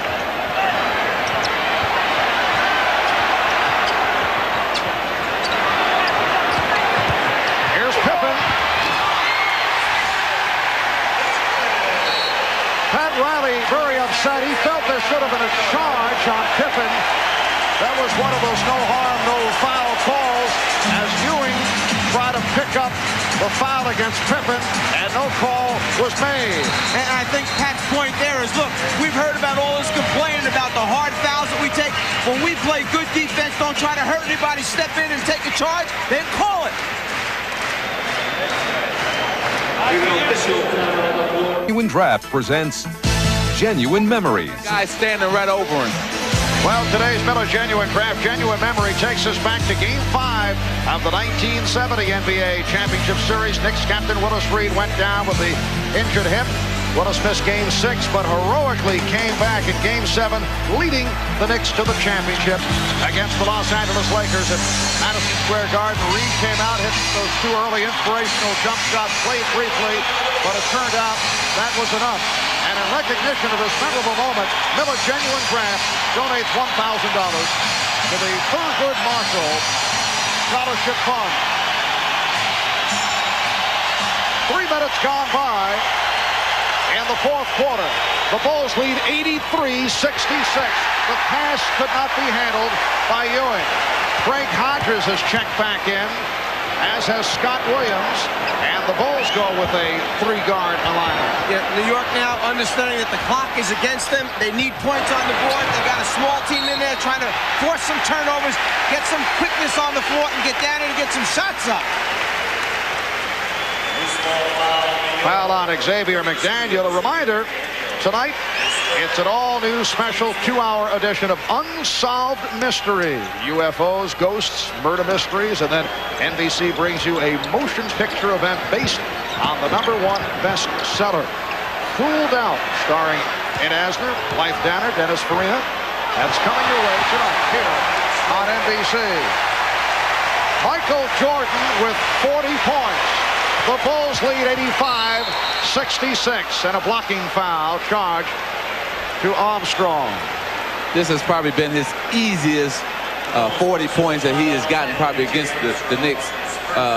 His shots have come in different ways, drive, but most of them have come in posting up, turning in the lane, and beating his man. So Michael Jordan is really on top of his game, and I thought he would be. Oh, what a shot by John Starks. Off balance, able to hit. Starks with 13. Bulls lead 85-68. Has all the talk about Starks, where he should have been ejected for the foul against Pippen in the last game, has that taken the edge off of New York's defense? Have they not delivered some of the blows that they did in the first 6 games?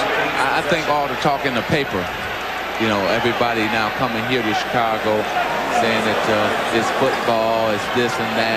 And I think they came out maybe thinking, well, we better not get into that type of game. But see, that was the wrong attitude, because you played a game that has got you this far. And today they didn't play that type of game, because Michael's had, what, 6 or 7 layups today. This game has seen only one rough moment. Foul given by Wilkins off that spin by Jordan. We did have the double technical on McDaniel and Jordan earlier. Both teams came together, but that basically has been it. As you mentioned, there really haven't been any severe fouls that have been given up.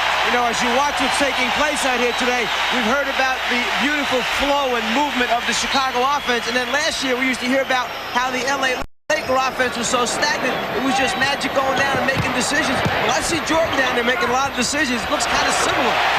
Bill Cartwright extending to an 87-68 lead. 7:20 remaining in the 4th quarter. Wilkins,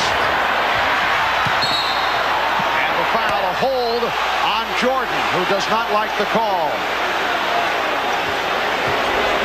Well, he felt that Ewing grabbed him instead of like the referee thought that he grabbed Ewing. Here it is right here. See, Ewing grabbed Michael in the back of the jersey and said, get out of here. You don't belong down here with the big men. And let's remember, Michael does have 1 technical on him already. The next one, he's in the locker room early. I don't think today. You think they maybe remember that, right? Oh, Armstrong and Starks want to go at each other. B.J. Armstrong pointing in the direction of John Starks. That's number 5 on Starks. Now, here's how this developed. Let's take a look. B.J. trying to take away the path under the basket, so Starks changes direction and throws B.J. down to the floor. You know what? Everybody wants to pick on B.J. He looks like he's 12 years old out there on the floor. I asked Scottie Pippen before the game, would he attempt to deal a payback to Starks for that flagrant foul the other day. Hopkins with a 2-pointer, and the Bulls just rolling it up.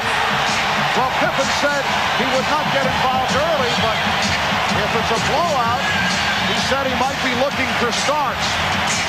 6:48 remaining in the 4th.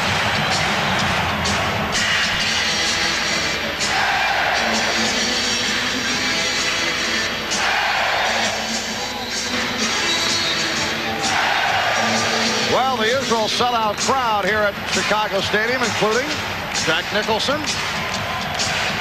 I guess he wanted to see a big ball game, making the trip from Los Angeles. No, he's here finishing up the Jimmy Hoffa story. That's what I said. I guess he had a movie locally, and he wanted to see a big ball game. I wonder if he'd give Coach Fratello a part in that new movie.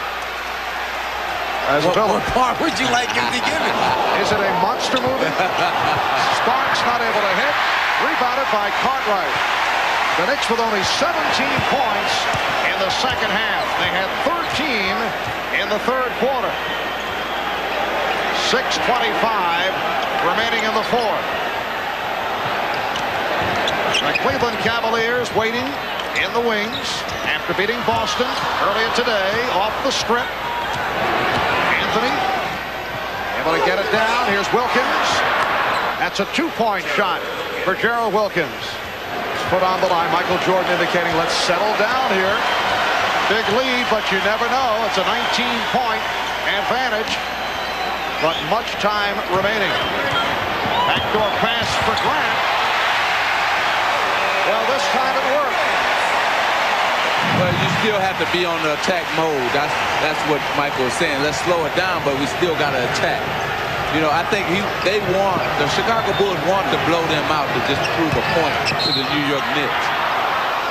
And also perhaps to the rest of the NBA looking on and seeing that the Bulls could be vulnerable after they have been extended to 7 games by the Knicks. I think that teams feel a little better now, like Cleveland. I feel better playing against them now. But, you know, Cleveland don't have the personnel to play the same type of game as in New York, but they have better offensive players. Armstrong off the break. So the Bulls open up a 93-70 lead as we come up on 5 minutes remaining, fourth quarter. It's got to be one of the worst feelings when you know it's bad and it's getting worse and there's not a whole lot you can do about it. Foul committed by Jordan. And Mark Jackson returns, replacing Greg Anthony. Well, how many times in this series have you seen the Chicago Bulls run out this easy and not be contested on layups? And not too often. Well, the biggest game, the most important game, it just hasn't happened for the Knicks in terms of fouls and what the Knicks did to the Bulls have done to the Knicks today. Team defense, they've rebounded the ball, and they got some easy layups because of those two factors. And Michael Jordan came out asserting himself. The Bulls shooting just under 59% for the game. The crowd bidding the Knicks goodbye with 4:55 remaining in the fourth quarter. And the foul called on the Knicks.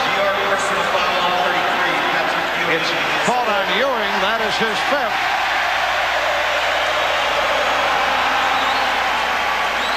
Horace Grant will go to the line.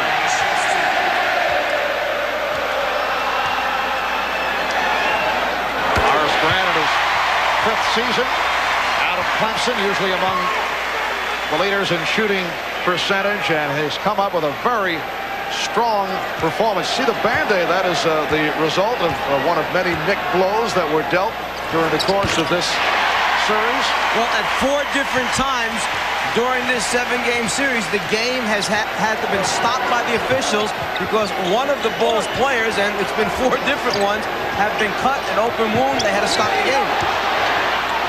Starks from downtown, and Armstrong gets to it. 4.5 remaining in this fourth quarter. Knicks shooting only 38% this afternoon. Pippen hacked by Wilkins. Well, first of all, Michael Jordan with the cotton trying to stop his bloodied nose, and then Pippen was cut across the chin, so they had to get him straightened out. And then the cut on the back of John Paxson's arm, and then Grant showing the doc that, look, I'm scratched and it's bleeding over here.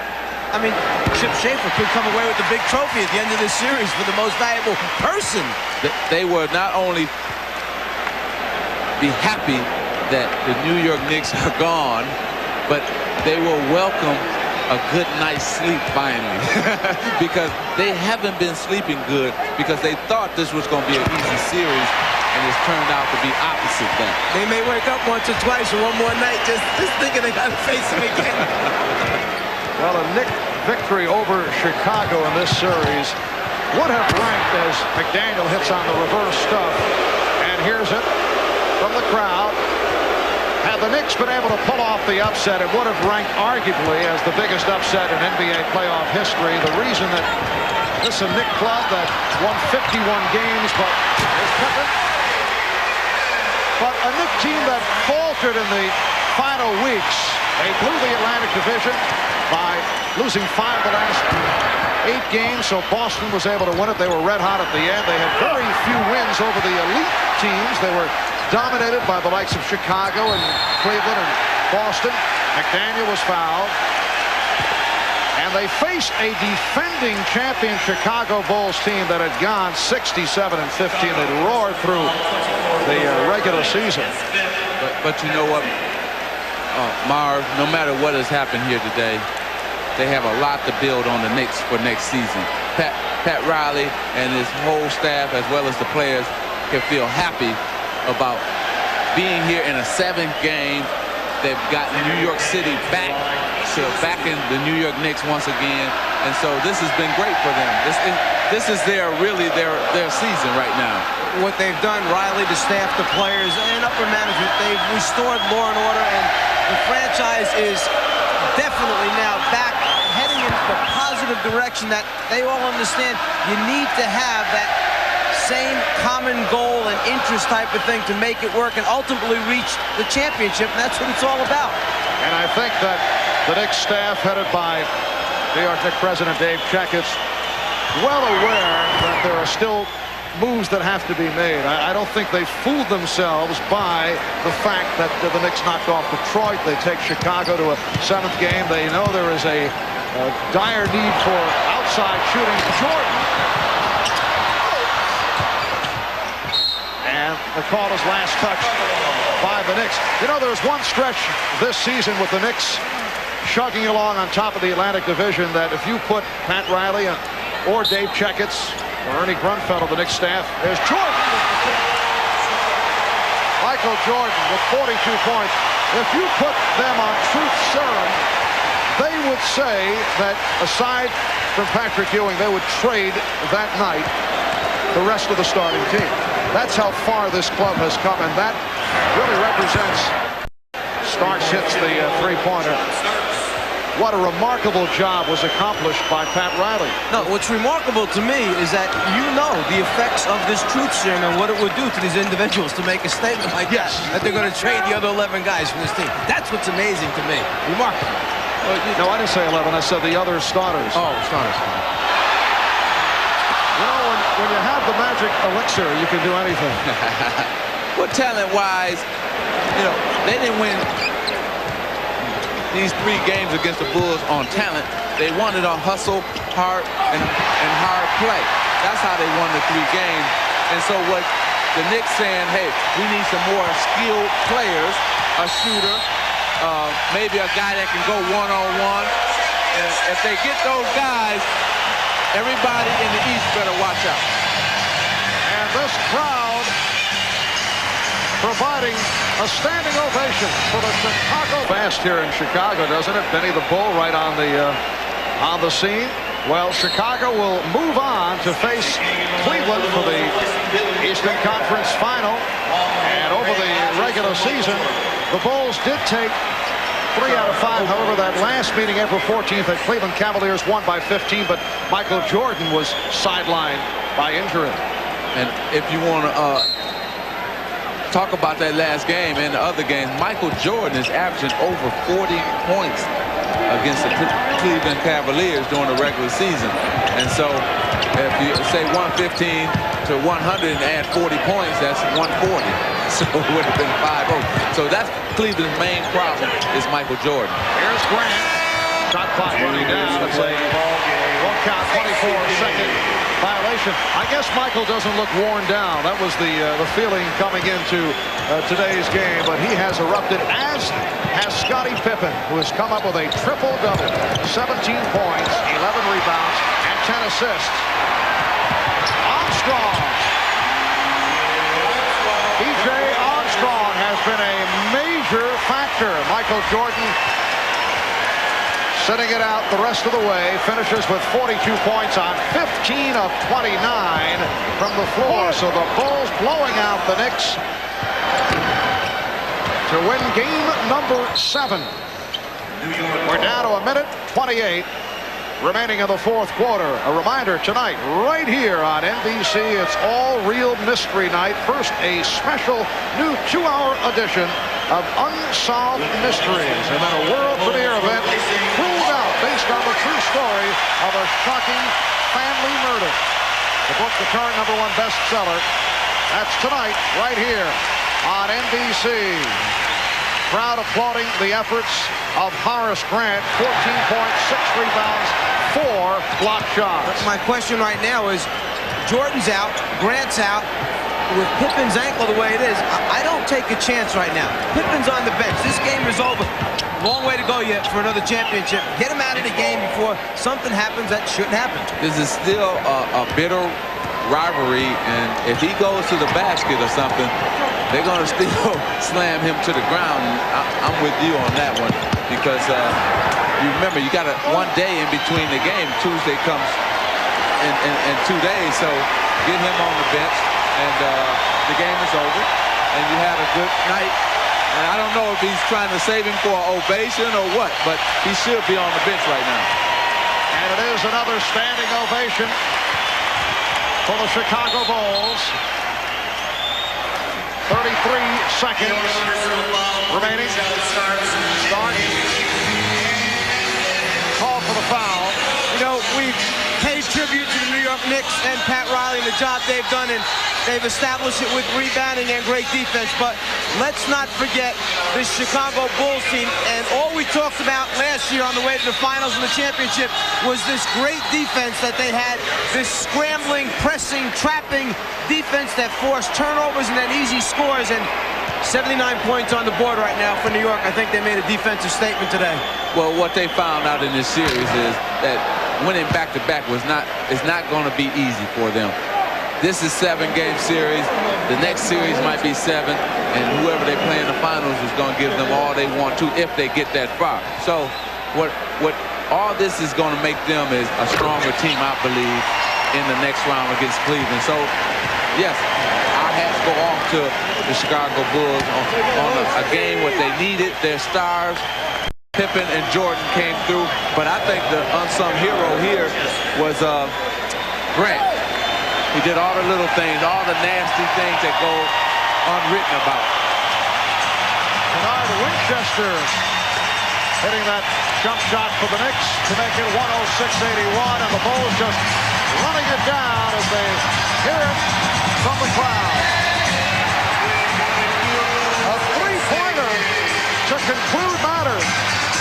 Bulls 109, Knicks 81. And players come together here in the final seconds. Only 0.8 of a second remain. And Livingston to the line. This is something here. I tell you what, I wouldn't want to be in this series next season, because it's going to be a war in the regular season with these two teams.